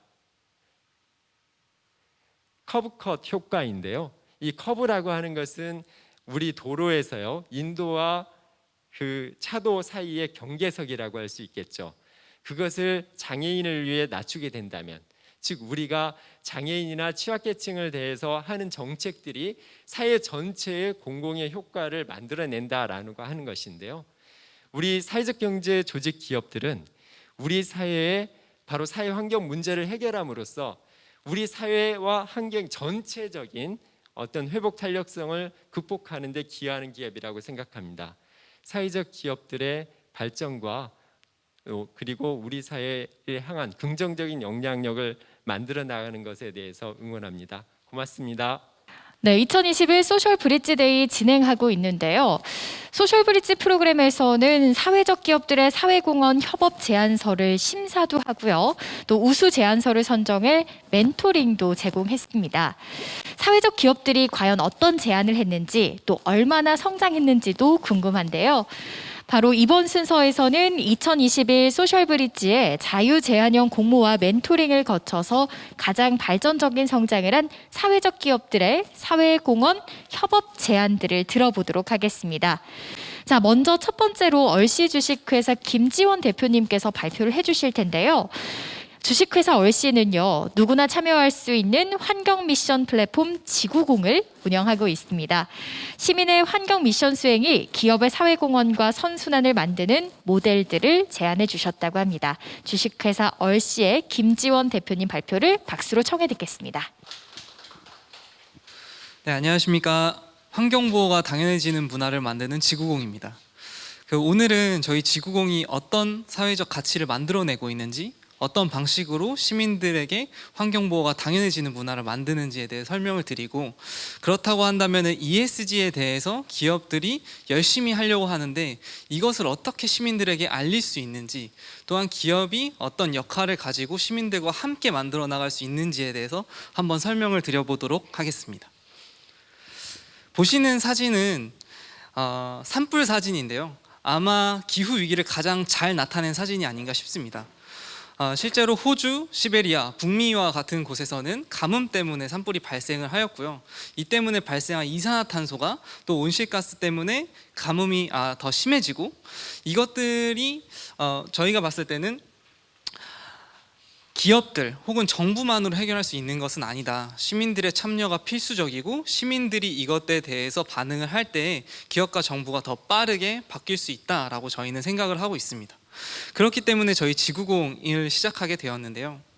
저희 지구공은 다음과 같은 형태로 구성이 되어 있습니다. 시민들이 조금 더 잘 이런 환경보호 활동에 참여하실 수 있게 돕는 어플리케이션인데요. 보시는 것처럼 지구공은 다양한 기관, 기업과 기관과 함께 이런 환경보호 미션을 만들고, 이 미션들에 시민들이 참여하시면은 포인트를 제공을 합니다. 이 보시는 가운데의 사진은 시민들이 직접 환경보호 실천을 인증하시고, 또한 미션과 관련된 스티커를 붙이셔서 이것을 SNS에 공유하게 되는 것인데요. 이 SNS의 공유함을 통해서 나와 내 주변에 또 환경보호에 대한 트렌드를 만들어 나가는 그런 역할을 하게 됩니다. 또한 마지막으로 보이는 저 사진은 저희 지구에 입점해 있는 친환경 제품들입니다. 시민들은 환경보호에 대한 인증을 하고 받은 포인트로 이런 친환경 제품을 더 저렴하게 구매함으로써 이런 친환경 제품을 만드는 회사들의 성장까지 이루어내는 그런 역할을 하게 됩니다. 이런 미션은 어떻게 진행이 되냐면은 총 4가지 이해관계자가 함께하고 있습니다. 그래서 첫 번째로 이 미션을 함께하는 주관 기관, 그래서 파트너 기업이나 혹은 공공기관과 같은 곳과 함께하고 있고요. 또한 저희 지구공 회원은 그 미션에 이제 참여를 하게 됩니다. 그리고 오른쪽 아래 보이시는 것처럼 친환경 기업들의 친환경 제품들을 저희가 소개하고 있고요. 그리고 마지막으로 이 미션들이 전체가 다 진행이 될 때 기업들 같은 경우에는 사회 공헌의 일환으로서 이 기업의 사회공헌의 일환으로서 미션에 시민들이 얼마만큼 참여했는지에 따라서 수혜처에 기부를 하게 됩니다. 그래서 시민들이 텀블러 사용을 1회 인증을 했다라고 하면은 우리가 수혜처에 하나의 기부를 하겠다, 혹은 아니면 숲 조성하는 데 일환으로 한 그루의 나무를 심겠다와 같은 공약을 하게 되고, 그것을 수행했을 때 저희가 수혜처에서 이런 사회적인 성과를 이제 공유하게 됩니다. 네, 그래서 미션 운영 프로세스는 다음과 같이 기업이나 혹은 파트너 기관이 저희한테 이런 사회공헌 프로젝트 의뢰하거나 혹은 저희가 역으로 제안을 드리면은 저희가 미션을 운영을 한 다음에 이 프로젝트와 브랜드에 맞는 그런 사회공헌 캠페인을 진행을 하게 되고요. 이 캠페인에 지구공 회원들이 참여해서 수혜처에 이 미션 결과를 제공하는 그런 역할을 하게 됩니다. 그래서 저희 지구공은 이런 활동을 위해서 지금까지 다양한 활동들을 해왔습니다. 보시는 사례는 이제 올해 8월부터 그 9월까지 진행했던 제비의 삶이라고 하는 프로젝트인데요. 보시는 것처럼 1,600여 명의 회원이 약 6,400회의 환경보호 실천을 하였고요. 그리고 SNS상에 2,500회의 SNS 공유가 이루어졌습니다. 이 실천을 한 회원들한테 어떠셨냐고 물어보았더니요. 시민들 같은 경우는 다른 사람들의 환경보호 실천을 함께 모아서 볼 수 있어서 내가 알지 못했던 사회 환경보호 활동이 어떤 게 있었는지 알 수 있었다. 그리고 나 혼자 하는 게 아니라 함께 하는 거여서 더 의미가 있었다와 같은 그런 말씀을 하셨습니다. 그래서 80%의 시민들이 이런 환경 보호에 대해서 이 지구공을 이용함에 있어서 긍정적인 말씀을 하게 되셨습니다. 제가 떨려가지고요. 말을 조금 더 듣는데 이해해 주시면 감사하겠습니다. 그래서 이번 캠페인을 통해서 약 2.6톤의 저희가 탄소를 절감할 수가 있었습니다. 그래서 채식, 그리고 플라스틱을 사용하지 않은 제로 플라스틱, 또한 분리 배출, 그다음에 재활용, 업사이클링과 같은 그런 활동들을 저희가 얼마나의 온실가스를 배출하는지에 대한 데이터를 갖고 있는데요. 그 데이터를 통해서 총 2.6톤의 우리가 탄소 배출을 절감했구나라는 것을 알 수 있었고, 또한 SNS로 우리가 정말 많이 알릴 수 있었구나 하는 것들을 알 수 있었습니다. 그래서 이런 것들을 저희가 지금은 환경단체랑 같이 하고 있고 또 앞으로도 할 계획이지만, 이런 기업들과 함께하면 기업들의 ESG 활동을 시민들에게 더 잘 알리고 그 시민들이 함께 참여함으로써 더 큰 시너지를 만들어낼 수 있겠구나 해서 오늘 이 발표를 하게 되었습니다. 이 보시는 사진은 저희가 패션 기업한테 제안하는 제안 예시인데요. 패션 기업 같은 경우는 아무래도 의류 재고가 남았을 때 소각과 같은 그런 고질적인 문제를 가지고 있습니다. 이러한 문제를 어떻게 하면은 시민들과 함께 해결할 수 있을까 해서 나온 아이템인데요. 업사이클링 아이디어 공모전을 지구공에서 진행을 해서 전 연령대의 시민들이 모두가 참여할 수 있게끔 미션을 저희가 공개를 합니다.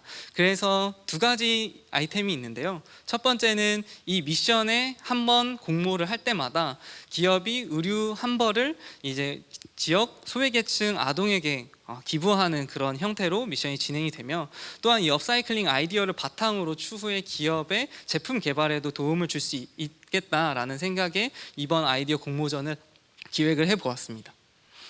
그래서 이 캠페인 같은 경우는요, 모든 연령대 시민들이 참여가 가능하고, 앞서서 잠깐 설명드렸던 저희 스티커에 지구공 대표 캐릭터가 들어가게 되는데, 이 캐릭터에 기업의 아이템을 장착해서 시민들이 그것들을 인증한 사진에 붙이고 그것들을 SNS에 공유함으로써 이 기업들이 이런 활동을 하고 있구나라는 것들을 또 더 알릴 수 있는 그런 기회가 될 수 있습니다. 또한 마찬가지로 이 한 벌이 의류가 소각이 되면 약 500g의 탄소가 배출이 되는데요. 이거를 우리가 절감함으로써 이 탄소 배출량을 절감했다라고 말씀을 할 수가 있고요. 또한 이 참여한 회원들에게 저희가 포인트를 제공을 하기 때문에 이 포인트로 친환경 제품의 구매가 이루어져 이런 친환경 생태계가 활성화되는데 공헌을 하게 됩니다. 뿐만 아니라 지역사회에 이제 기부가 되는 그런 미션이기 때문에 마찬가지로 사회공헌 활동까지 이루어질 수 있습니다. 이런 식으로 패션 기업과 저희가 함께 할 수 있는데요. 실제로 지구공은 지금 MZ세대들이 많이 사용을 하고 있습니다. 현재 지구공 회원이 6,000명인데 그중에 70% 이상이 알파세대와 MZ세대에 해당하고 있습니다. 그래서 거의 하루에 700여 개씩 인증을 지금 올리고 있는데요. 이것들을 바탕으로 보았을 때 이 기업들과 함께 미션을 만들어서 시민들의 참여를 유도한다면은 우리가 큰 사회 변화를 만들어낼 수 있겠다. 그리고 기업이 이런 걸 하고 있다라는 걸 시민들에게 더 잘 알릴 수 있겠다라는 그런 생각을 가질 수 있습니다. 뿐만 아니라 이후에 저희가 이 미션이 종료되면은 얼마만큼의 임팩트를 만들어냈는지에 대한 결과 데이터를 저희가 계속 갖고 있습니다. 이것들을 단순히 일회성에 국한되는 것이 아니라 앞으로 지속적으로 이 한 파트너사와 함께하는 그런 시리즈 형태의 미션들을 만들어서 지속적으로 우리가 온실가스 배출, 그 다음에 환경보호 실천과 같은 것들을 같이 함께할 예정입니다. 저희가 이것들을 잘 할 수 있는 이유는요, 다양한 미션들을 저희가 기획했기 때문입니다. 환경보호 실천에 대해서 지구공이 갖고 있는 1만여 개의 데이터와 시민들이 언제 반응하고 어떨 때 이제 더 적극적으로 참여하는지에 대해서 가장 잘 아는 단체라고 말씀드릴 수 있을 것 같습니다. 그래서 이렇게 다양한 미션들을 진행을 하고 있는데요. 지금 현재는 그 국립청소년 농생명센터라고 하는 여성가족부 산하 공공기관이라 이런 전국 청소년들 대상으로 미션을 함께 진행을 하고 있습니다.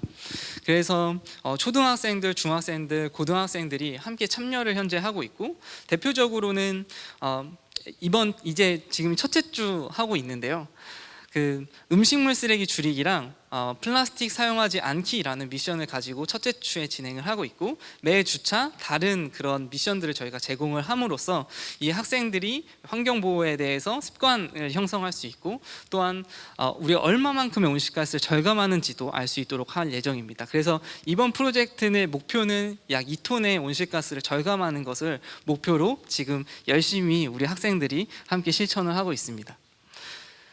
네, 그래서 저희가 오늘 이렇게 발표를 마치려고 하는데요. 개인의 실천으로 세상을 바꿀 수 있다고 믿는 시민들이 계세요. 근데 그 시민들이 정말 세상을 바꿀 수 있는 방법을 만드는 게 저희 지구공의 역할이라고 생각을 하고 있습니다. 이 역할에 이 기업들이 함께 동참을 해 주신다면은 시민들은 더 힘을 얻고, 우리가 바뀌는 게 아니라 기업도 같이 바뀔 수 있구나, 정부도 같이 바뀔 수 있구나 라고 생각할 수 있을 것 같습니다. 네, 이렇게 발표 마치도록 하겠습니다. 감사합니다. 네, 얼씨 주식회사의 김지원 대표 발표 함께 하셨습니다. 자, 이렇게 우리 사회적 기업들의 사회공헌 협업 제안들을 살펴보고 있는데요. 두 번째로 들어볼 주제, 바로 여러분들이 좀 생소하실 수도 있지만 관심을 많이 가질 것 같은 주제입니다. 요즘 장난감을 공유하는 장난감 도서관 굉장히 많이 생겼는데요. 그런데 장애를 가진 아동들이요, 바로 이 보조기구를 공유할 수 있는 보조기구 도서관이 있다면 어떨까요? 이런 생각 혹시 해보신 적 있으신지 모르겠습니다. 자, 고가의 보조기구를 성장기의 아동들이 서로 공유한다면 경제적인 부담도 줄 수 있을 것 같고요. 또 성장 속도에 맞춰서 보조기구를 이용할 수 있어서 더 도움이 될 것 같은데요. 이런 부분에 대해서 이야기 들어보도록 하겠습니다. 유한회사 쿠미 문병무 대표님을 모시고 자세한 제안 들어보도록 하겠습니다. 큰 박수로 모셔보겠습니다. 안녕하십니까. 유한회사 쿠미 문병무라고 합니다. 제가 오늘 여러분께 말씀드리고자 하는 게 중증 장애 아동들을 위한 보조기기 도서관이라는 주제를 가지고 말씀을 드려보고자 합니다. 이 중증 장애 아동을 위한 보조기기 도서관이라는 걸 제안함이 앞서 사실 저희가 어떤 일을 하는 사람인지가 먼저 소개가 돼야 될 것 같아서, 현재 저희는 이제 쿠미라는 회사를 제가 운영을 하고 있고 저희 직원들과 같이 하고 있는데요. 많은 분들이 쿠미가 무슨 뜻인지 이거에 대한 질문을 많이 하세요. 저희 기업에 대해서 얘기를 할 때. 쿠미는 일어나라라는 뜻을 가진 히브리어입니다. 그래서 저희가 장애 아동하고 같이 하면서 특히나 중증의 신체 장애를 가지고 있는 아이들을 저희들이 대하다 보니까 그 아이들이 혼자서 일어날 수 있길 바라는 이런 마음을 담은 저희들의 마음을 담고 있고요. 그래서 저희 쿠미는 중증 장애 아동을 중증 장애 영유아를 위한 조기 재활 서비스를 제공하고, 그 서비스를 제공함으로써 우리 아이들이 스스로 일어나서 앉고 서서 걸을 수 있길 바라는 이러한 이 우리들의 바람을 소셜 미션으로 가지고 우리 아이들을 위해서 재활 서비스를 제공하고 있습니다. 특히 저희가 제공하는 재활 서비스는 우리 아이들의 신체 발달에 중점을 둔 이러한 운동 재활과 감각 통합, 그리고 의사 소통을 위한 언어 치료, 그리고 우리가 살아감에 있어서 가장 중요하다라고 할 수 있는 먹는 것과 관련된 이런 구강 운동, 이런 서비스를 제공하고 있고요. 그리고 저희가 중증 장애 아동을 위한 서비스를 제공하다 보니까 발견하게 된 문제가 그 아이들을 케어하는 보호자들의 문제가 있었습니다. 우리 아이들을 위해서 모든 걸 다 희생하고 헌신하는 보호자들이 실제 자기 몸을 돌볼 수 없는 이런 상황에 많이 처해 있어서 그 보호자들이 아이들이 재활 서비스를 제공받는 시간에 그 보호자분들도 같이 그러한 치료에 대한 재활에 대한 서비스를 제공받을 수 있도록 보호자 운동 프로그램이라는 이러한 서비스를 제공하고 있습니다. 현재 이제 이렇게 제가 지금까지 말씀드린 게 저희 쿠미가 지금까지 진행하면서 제공했던 서비스들이고요. 이렇게 장애 아동에 대한 서비스를 제공하다 보니까 나타나는 문제들, 그리고 그 장애 아동 가족들이 저희들한테 계속해서 얘기를 하시고 이런 부분들은 어떻게 안 되겠냐라는 이런 질문들을 많이 주시는데, 그 대표적인 게 이런 보조기기에 대한 거였습니다.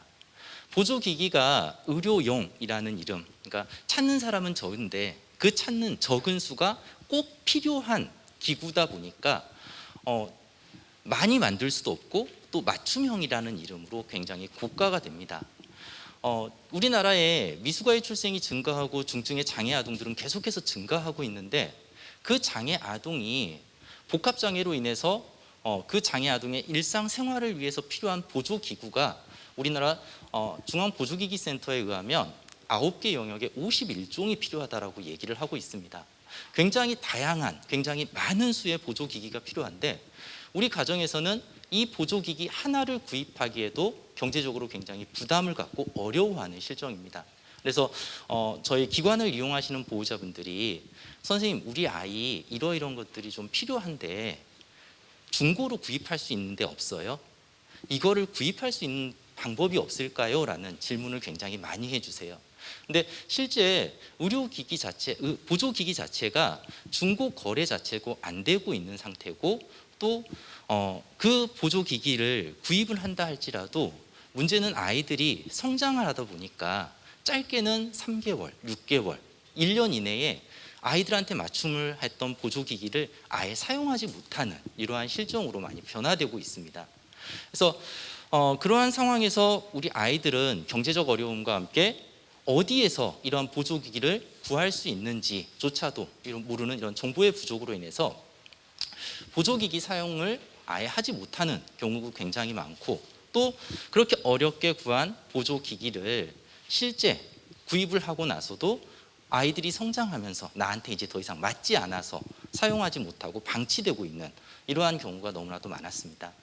그래서 저희 이제 제가 기관을 운영하면서 보호자분들이 그렇게 집 한쪽에 방치되어 있는 보조기기를 저희한테 기증을 하시면서 우리 아이가 쓰던 건데 이거를 필요로 한 아이들이 같이 좀 쓸 수 있으면 좋겠습니다라고 저희한테 주신 것들이 있었어요. 그래서 마침 그렇게 받은 보조기기를 가지고 이제 수리하고 사용할 수 있게 만들어 놨는데, 한 보호자분이 우리 아이가 집에서 할 수 있는 운동, 서 있는 운동이라도 하고 싶은데 그 보조기기를 구할 수 있는 방법이 있을까요? 라는 질문을 주셔가지고, 그때 들어왔던 보조기기, 저희가 다른 분이 저희한테 잠깐 맡겨주신 게 있는데 이걸 한번 써보시겠어요? 라고 해서 그분께 연계를 해드린 경우가 있었습니다. 다행히 그 아이에게 정확하게 사이즈나 이런 부분들이 맞아서 그 아이들이 지금까지 그 보조기기를 잘 사용하고 있다고, 오실 때마다 너무 감사하다라고 얘기해 주셨던 경우가 있었습니다. 또 하나는 아이들이 이제 돌 전에 아이가 혼자서 앉아서 식사가 안 되는 아이가 있었습니다. 그런 아이가 집에서 밥을 먹어야 되는데 누워서 먹으면 계속해서 사례가 걸리고 결국 흡인성 폐렴으로 발전하는 이런 아이였는데, 앉아있는 자세라도 잡을 수 있는, 밥 먹을 때라도 앉아있을 수 있게 해줬으면 좋겠다라고 말씀하셨는데, 그 보조기기가 피더시트라는 보조기기가 저희한테 여유분이 있어가지고 아이들이 그럼 성장할 때까지 한 2, 3개월이라도 이걸 써보세요 라고 해서 단기 대여를 했던 경우도 있었습니다. 이러한 사례들을 바탕으로 저희가 생각했을 때, 누군가가 쓰다가 이제는 아이한테 맞지 않아서 쓸 수 없는 보조기기를 누군가 다시 대여해서 빌려 쓸 수 있다면 경제적인 부담 없이 그런 걸 사용할 수 있지 않을까라는 생각을 했었고요. 그래서 저희가 우리 아이들이, 성장기 중증 아이들이 필요한 때에 필요한 보조기기를 경제적 부담 없이 사용할 수 있도록 해보자라는 의미에서 이 중증 장애 아동을 위한 보조기기 도서관이라는 것을 생각해 보았습니다. 보조기기 도서관은 말 그대로 아까 배경에서 말씀드린 것처럼 장애 아동 가정에서 어렵게 구입했지만 아이들이 성장하면서 쓰지 못하고 한쪽 구석에 방치되어 있다가 결국 폐기 처분되는 이런 보조기기가 있다면, 그러한 보조기기를 저희에게 기증을 해주시고 그러한 기증된 보조기기를 바탕으로 해서 지방자치단체와 후원사를 통한 이런 공간적인 것과 그리고 기증만으로 부족한 보조기기들의 새로운 구입, 이걸 통하고, 그리고 저희는 그 보조기기를 기증받은 보조기기들을 수리해서 그리고 소독해서 우리 아이들이 다시 사용함에 있어서 어려움이 없도록, 불편함이 없도록 그 관리하고 다시 그 관리된 보조기기를 필요한 아이들이 필요한 시기에 사용할 수 있도록 만들고자 하는 것이 장애 아동을 위한 보조기기 도서관입니다. 그래서 처음 보조기기 도서관은 제가 아까 저를 소개해 주시면서도 말씀해 주셨는데, 그 모델이 장난감 도서관이라는 게 모델이었습니다. 장난감 도서관을 보면 그 아이가 성장하면서 필요한 때에 쓰는 그 장난감이 몇 개월 안 되기 때문에 그걸 굳이 구입하지 말고 대여해서 빌려서 쓰자라는 모델이 보조기기 도서관과 너무나도, 제가 생각했던 보조기기 도서관과 너무 일맥상통하였습니다. 그래서 이러한 지역자치단체나 지역사회 네트워크, 후원사 등을 통하여서 공간의 마련과 그리고 장애아동 가족들 그리고 후원사, 지역사회 네트워크를 통한 이러한 마련된 보조기기들을 준비가 되면 저희들은 그러한 보조기기들을, 기증된 보조기기들, 마련된 보조기기들의 수리와 관리 그리고 대여하는 시스템을 관리하고 그 시스템을 운영하는, 그리고 그러한 장애에 대한 그리고 보조기기에 대한 정보와 인식 교육까지 이루어질 수 있는 보조기기 도서관을 계획하고 있습니다. 이러한 보조기기 도서관이 설립이 되고 운영이 될 수 있다면 실제 한 아이가 지체장애 아동을 예로 한 아이가 필요한 보조기기, 그러니까 여기에서 말하는 필요한 보조기기라는 것은 같은 동일한 시기에 필요한 보조기기를 얘기하고 있습니다. 그 동일한 시기에 필요한 보조기기를 구입함에 있어서 약 650만 원 정도, 최소로 잡았을 때를 얘기하고 있습니다. 이 650만 원 정도의 보조기기 구입비를 절감할 수 있다고 생각을 하는데, 이 650만 원이라는 금액이 일회성으로 끝나는 것이 아니라 이 아이들이 성장하면서 이 650만 원이라는 그 보조기기 구입 가격은 계속해서 반복해야 된다는 게 문제인 거죠. 그래서 이러한 보조기기 도서관을 통해서 반복적인 이러한 경제적인 부담을 줄일 수 있을 것이다 라고 생각하고 있습니다. 또한 아이들이 필요한 시기에 필요한 보조기기를 사용할 수 있다면 이 아이들은 신체의 변화, 그러니까 신체가 영구적인 장애를 갖게 되는 이 변화들을 막을 수 있다고 생각합니다. 결국 아이들의 삶의 질에도 변화를 미칠 것이라고 생각하고 있고요. 또 하나, 많은 기업들에서 사회공헌 활동을 통하여서 보조기기라든가 장애 아동을 위한 지원 사업들이 많이 이루어지고 있습니다. 하지만 현재까지 진행되고 있는 이러한 지원 사업들이 한 명의 개인한테 하나의 물품이 지원되는 형태로 이루어지고 있습니다.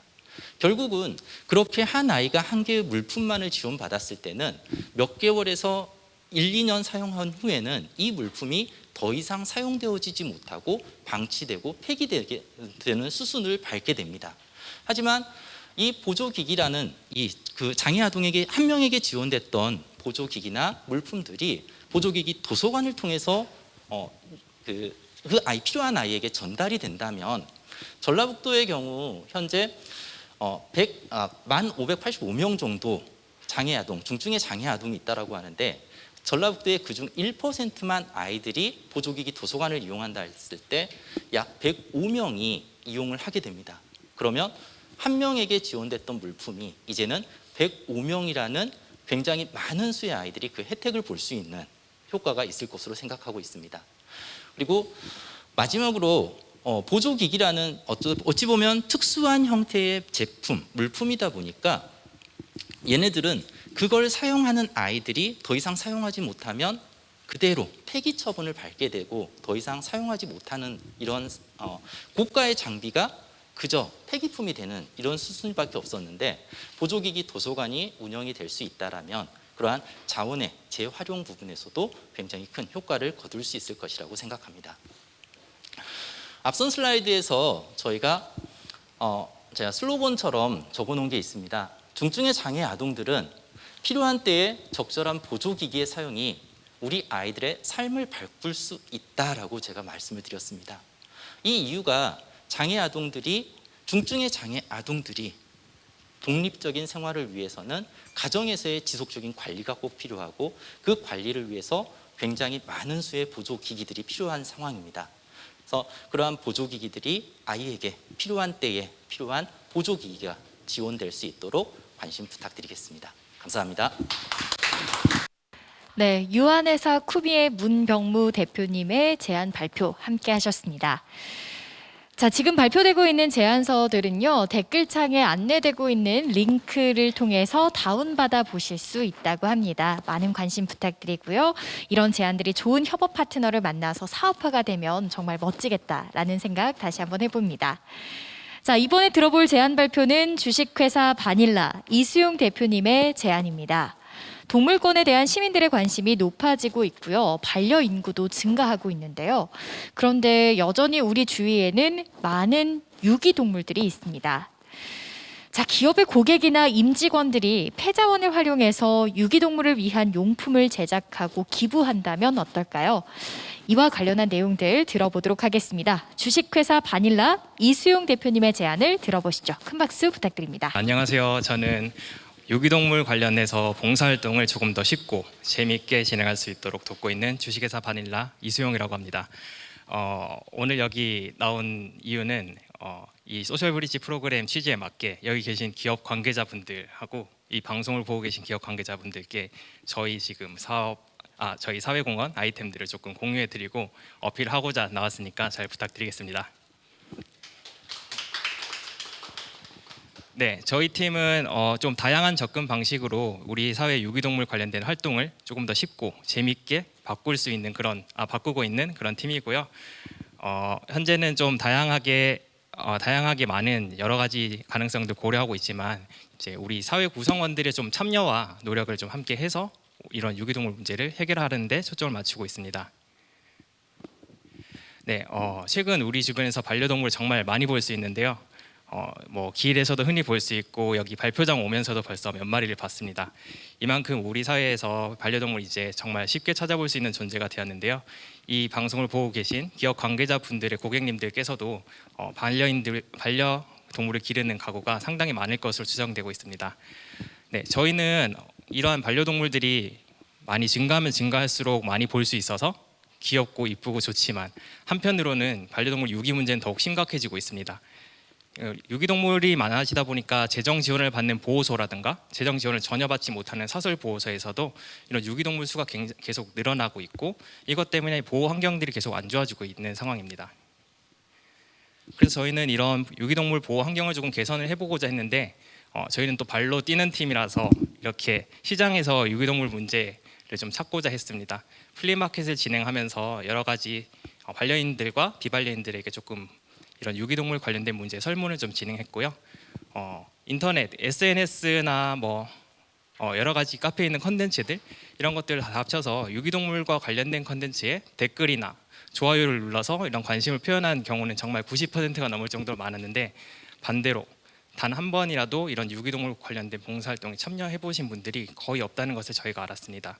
그래서 그 이유를 조금 더 저희가 좀 살펴보니까 언제 어디서 이런 유기동물 관련된 활동을 해야 되는지 잘 모르겠다는 게 있었고 다음에는 본인들의 노력이 실제로 도움이 되는지 믿을 수 없다는 점, 그 다음으로는 금전적이고 시간적인 좀 부담이 있다는 점, 이렇게 세 가지를 꼽아주셨습니다. 그래서 저희는 이런 유기동물 관련된 봉사 활동들을 조금 더 쉽고 재미있고 믿을 수 있게 바꿔보자는 기획을 하였습니다. 바로 폐자원을 활용해서 반려용품을 직접 제작하고 이를 기부할 수 있는 방식인데요. 저희는 이것들을 여러 기업분들이 제공해 주시는 폐자원을 통해서 한번 만들어 보려고 시도를 하고 있습니다. 예를 들면 이렇게 고양이 장난감을 만든다거나 강아지 장난감을 만드는 방식입니다. 네, 이제 이런 아이템을 저희가 진행하려고 하는데 고객이 이런 반려용품 만들기 활동에 적극적으로 참여해 주시는지를 먼저 확인을 해봤어야 됩니다. 마침 이런 유기동물과 관련된 활동을 하려는 기업의 니즈가 있어서 저희가 이런 만들기 활동을 같이 해볼 수 있었고요. 저희가 100분을 추첨해서 유기동물에게 이제 겨울철에 목도리를 떠서 이 친구들에게 목도리를 들러주고 입양 사진을 이쁘게 찍어서 입양률을 조금 높여보자는 그런 프로젝트를 진행했는데 100명을 저희가 선정을 했지만 그 중에서 97명, 97%가 저희가 회수가 되는 그런 기록을 세웠고요. 이 다음부터는 조금 더 기회를 많이 주셔서 저희가 이런 강아지, 고양이 장난감 만들기도 진행했고 보호소 봉사할 때 많이 쓰이는 헌수건을 수거하는 캠페인들 이런 것들도 많이 진행해서 고객이 참여하는 그런 유기동물 활동에 대해서 니즈를 좀 강하게 느꼈습니다. 네, 이건 저희가 며칠 전에 경기도 시흥에 있는 조남동 보호소를 좀 갔다 왔었는데 이런 사설 보호소는 이 정도가 굉장히 잘 되어 있는 시설입니다. 근데 여기 이제 보시면 알겠지만 바닥에 강아지들 장난감이 단 하나도 없는 것을 보실 수 있어요.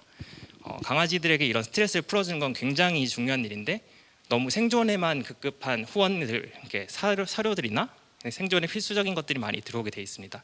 그래서 저희는 그런 것들 조금 스트레스도 줄여주는 이런 활동을 조금 이번 프로그램 통해서 한번 진행해보고 싶고요.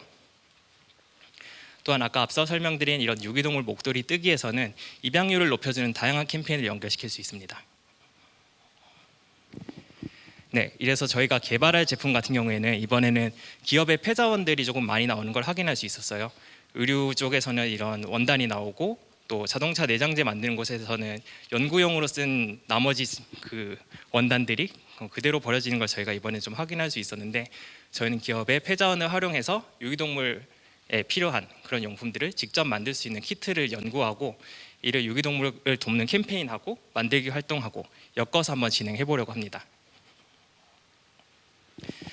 네, 저희가 오늘 말씀을 드리는 이런 캠페인 같은 경우에는 파트너분들이 꼭 필요합니다. 저희 혼자 할 수 있는 것들이 아니고요. 일단 파트너분들께서 저희한테 도움 주실 수 있는 것들은 폐자원을 제공을 일단 먼저 해주시고 이런 아이템에 대해서 조금 많이 고민을 함께 해주셨으면 좀 좋을 것 같습니다. 그 다음에는 공동 콘텐츠를 제작하고 기업과 저희 주식회사 바닐라가 이런 유기동물 돕는 활동을 이렇게 널리 하고 있다라는 공동 캠페인을 한번 진행했으면 좋겠고요. 이런 캠페인을 같이 하면 고객들이 집에서 유기동물 봉사 활동을 직접 참여하는 그런 경험을 느낄 수 있도록 저희가 실제로 이런 완성품을 전달하는 과정까지 영상 콘텐츠를 촬영해서 공유를 할 계획입니다. 네, 저희와 이렇게 함께 해주시면 좋은 점이 있습니다. 저희는 이미 기존의 유기동물과 관련된 네트워크가 형성이 되어 있습니다. 이런 보호소와 일을 할 때는 의외로 조금 까다로운 부분이 많은데 저희는 그 부분을 조금 매끄럽고 신속하게 처리해 드릴 수 있습니다. 이제 여러분들께서 또 이제 상당히 많은 반려인들이 있는다는 걸 알고 계시니까 저희가 신규 반려인 고객님들을 확보할 수 있는 또 좋은 기회가 되고요. 기존에 있는 고객님들도 이런 만들기 활동을 통해서 색다른 경험으로 우리 사회공헌 활동을 조금 더 기억에 남는 사회공헌 캠페인에 참여하실 수 있습니다. 네, 오늘은 좀 제한된 시간 때문에 만들기 활동과 관련된 것들 조금 많이 이야기를 해드렸는데요. 저희는 그래도 유기동물과 관련된 다양한 활동들을 진행하고 있으니까 혹시 유기동물 돕고 싶으신 기업 관계자분들 계시다면 저에게 연락 부탁드리겠습니다. 네, 이상으로 발표 마치겠습니다. 감사합니다. 네, 좋은 제안들이 정말 많이 나오고 있는 것 같습니다. 계속해서 제안 들어보도록 하겠습니다. 마지막 제안인데요. 이번 발표를 위해서 멀리 제주도에서 직접 오셨다고 합니다. 둘이 함께 주식회사 이은실 대표님께서 준비를 하고 계십니다. 요즘 제주도를 찾는 발길이 다시 많아지고 있습니다. 그런데요, 우리나라를 대표하는 이 아름다운 자연 경관을 가진 제주도를 제대로 즐기기 힘든 분들도 있습니다. 바로 관광 약자들이라고 할 수 있을 텐데요. 이 기업의 임직원이나 퇴직자들의 봉사 활동을 통해서 관광 약자를 위한 맞춤형 관광 지원을 해줄 수 있다면 참 좋을 것 같다라는 생각입니다. 둘이 함께 주식회사 이은실 대표님의 제안을 함께 해주시죠. 큰 박수로 맞아보겠습니다. 예, 발표 시작하도록 하겠습니다. 안녕하세요. 여행의 불평등한 사회적 문제점을 해결하는 기업 둘이 함께 여행사 이은실입니다. 디지털이 세상을 점령을 해도 AI가 세상을 점령을 해도 메타버스가 세상을 점령을 해도 만질 수 없는 항목이 있습니다. 바로 장애인들, 특히 관광약자를 위한 여행입니다. 그래서 저희는 기업들에게 제안을 드립니다. 관광약자를 위한 액세스 엔젤스가 되어 주십사라고. 아직까지 많이 소외되고 배제된 환경에 놓여 있는 사람들이 많이 있습니다. 사회적 시스템이 돌아가지 않기 때문에 이분들은 장애를 인하여 장애를 느끼는 게 아니라 장애물 때문에 장애가 느껴지고 있습니다. 이러한 사회 시스템이 완성되어 있지 않기 때문에 아직까지도 불평등한 사회적 문제점에 포함되어 있는 사람들이 있습니다. 그래서 이분들에게 여쭙습니다. 여행을 함에 있어서 어떠한 부분이 가장 힘이 드냐라고 물었을 때 이동 편의시설 부족을 말씀을 하셨습니다. 결국 물리적 접근성을 말씀을 하셨는데 그중에 가장 큰 부분이 서비스 접근성이었습니다. 혼자 여행하기 어려운 환경 때문이죠. 만약에 이 건물에 계단이 있었더라면 그분들은 여기에 동참조차도 못하는 사회적 환경과 불평등한 구조를 가지고 있습니다. 이렇게 서비스 접근성의 문제점을 저희는 액세스 엔젤스라는 인적 서비스로 만들고자 합니다. 이건 저희가 만든 지도인데요. 일반적으로 보여지는 지도와는 상당히 차이가 많이 있습니다. 똑같은 관광지임에도 불구하고 비장애인들은 100%를 볼 수가 있지만 관광약자들은 30%밖에 보지 못하는 독립여행이 불가능한 현실입니다. 저희가 이러한 관점을 관광약자의 당사자적 관점과 기업의 관점에서 두 가지 관점으로 지금부터 문제를 풀어보고자 합니다. 은퇴자의 고민이 가장 힘이 드는 부분이 무엇이냐라고 물었을 때 은퇴를 하고 나서 내가 사회적 관계를 어떻게 유지를 해 나갈 것인가라는 질문이 대답이 나왔습니다. 결국은 은퇴자의 욕구는 4단계로 나누어지는데 마지막 4단계가 되면은 내가 어떠한 사회 기여를 통해서 자아 실현을 할 수 있는지에 대한 고민을 가진다고 합니다. 그래서 저희는 여행이라는 도구로 공존하는 세상을 만들고자 하는데 기업이 힘을 실어주시면은 그 힘을 가지고 사람과 세상을 이어보는 액세스 엔젤스를 만들어 보고자 합니다. 이 아이디어는 결국은 불평등한 여행의 사회적 문제점을 해결을 하는 겁니다. 소외되고 배제된 환경에 있는 분들에게 기업에서 액세스 엔젤스를 양성을 하고 은퇴자와 임직원, 자녀들을 동반을 해서 이분들에게 액세스 엔젤스 서비스를 제공을 했었을 때 그 서비스를 받는 당사자는 공존하는 세상과 불평등한 사회 문제를 해결할 수 있을 거라고 생각이 듭니다. 이 부분은 절대로 독립적으로 여행이 불가능한 환경을 단적으로 보여주는 예입니다. 기업에서 만약에 액세스 엔젤스를 양성을 하게 될 경우 관광약자가 트래블 스포트 서비스를 신청을 하게 됩니다. 그렇게 되면은 액세스 엔젤스와 관광약자를 매칭을 시켜서 이렇게 혼자서도 여행이 가능하게 만들어주는 구조를 가지고 갈 겁니다. 현재 이분은 지난주에 제주도로 여행을 오셨던 분이신데요. 뒤에는 액세스 엔젤스라는 트래블 헬퍼가 서 있었습니다. 그 트래블 헬퍼는 발달 장애인입니다. 저희가 1년 동안 발달 장애인을 트래블 헬퍼라는 새로운 직무로 만들어서 이 직무에 투입을 시켰더니 사회성이 굉장히 많이 늘어나고 새로운 일자리 창출로서도 발달 장애인의 일자리로도 저희는 비전을 보았습니다. 그러면은 어떻게 이 프로세스를 움직이냐 하면은 기업에서는 희망자를 모집을 하고 저희 회사에서는 교육을 하고 관광약자는 서비스를 신청하는 이러한 프로세스로 하려고 합니다. 예를 들어서 경복궁 같은 경우에도 전체 움직일 수 있는 이동약자가 갈 수 있는 코스가 70%가 안 됩니다. 경복궁에서 몇 시에 만나자고 하면은 액세스 엔젤스 교육을 받은 사람이 들어가고 액세스 엔젤스 활동을 시작을 하는 거죠. 이 부분 같은 경우에는 정부와 민관과 저희 같은 사회적 기업이 3자 간의 협업 체계가 필요하다고 생각이 듭니다. 어제 저희는 제주도로부터 고용노동부에서 내년 3월 달에 트래블 헬퍼 20명을 배정을 받았습니다.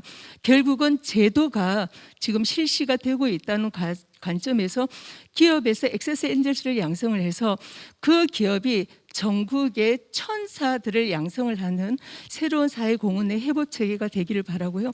상군부리 같은 경우에는 혼자 여행은 20%밖에 안 됩니다. 그래서 액세스 엔젤스가 조금만 지원을 해주면은 비장애인이나 장애인이나 차별 없이 볼 수 있는 새로운 환경을 만들 수 있다고 생각을 합니다. 현재 저희는 액세스 엔젤스를 서울에서 40명, 제주도에서 20명을 양성을 해서 60명의 액세스 엔젤스를 양성이 끝났습니다. 이 액세스 엔젤스 과정을 보면은 보조기기 핸들링 교육과 특장 버스, 휠체어 체험, 이동 지원 실습 등의 다양한 교육 과정을 거치고 있습니다. 이분들이 만약에 기업에서 본인들의 회사 임직원 외에 액세스 엔젤스를 전국에서 투입을 하고 싶으시면은 바로 60명의 액세스 엔젤스 양성하셨던 분들이 바로 투입이 될 수가 있습니다. 지금까지 2014년 소셜 벤처를 시작으로 저 혼자서 시작을 했다가 올해 23명의 직원이 고용 유지가 되는 기적 같은 상황을 보고 있습니다. 지난 7년 동안 2만 명의 관광약자를 모셨습니다. 처음부터 끝까지 저희는 장애인 여행의 사회적 문제점을 해결하기 위해서 정말 눈물과 땀으로 이 자리까지 왔습니다. 기업에 처음 제안하는 거고요. 많이 부족하지만 이제 시작입니다. 그래서 여행이라는 도구로 세상을 변화시키는 기업에 액세스 엔젤스가 반드시 동참을 하여서 인터넷이 디지털이 AI가 할 수 없는 역할을 같이 만들어 갔으면 좋겠습니다. 공존하는 세상이 되기를 간절히 바랍니다. 감사합니다. 네, 둘이 함께 주식회사 이은실 대표님의 제안 발표까지 함께 하셨습니다. 우수기업 제안 발표 다시 한번 감사드립니다. 좋은 제안을 해주신 만큼 기업과의 협업으로 또 파트너십으로 이어질 수 있길 바라보도록 하겠습니다. 자, 여러분들께서 지금까지 보신 이 제안 발표만이 아니라 소셜브리지 프로그램을 통해 다양한 협업 제안서들이 발굴되고 개선이 되었습니다. 댓글창에 자료 공유 폴더에 링크가 있는데요. 이 부분 참고하셔서 다양한 제안들 함께 만나보실 수 있으면 좋겠습니다. 자, 이로써 제안 발표를 모두 마치고요. 이어서 우수기업 시상을 진행하도록 하겠습니다.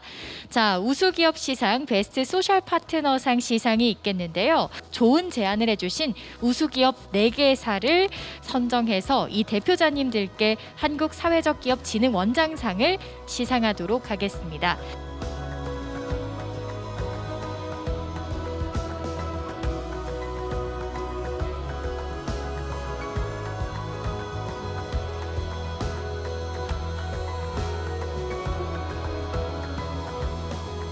공공 민간 기업의 사회공헌 파트너로서 사회적 가치 창출을 확대하고자 하는 사회적 경제 기업에 대한 관심이 앞으로도 계속되길 바라봅니다.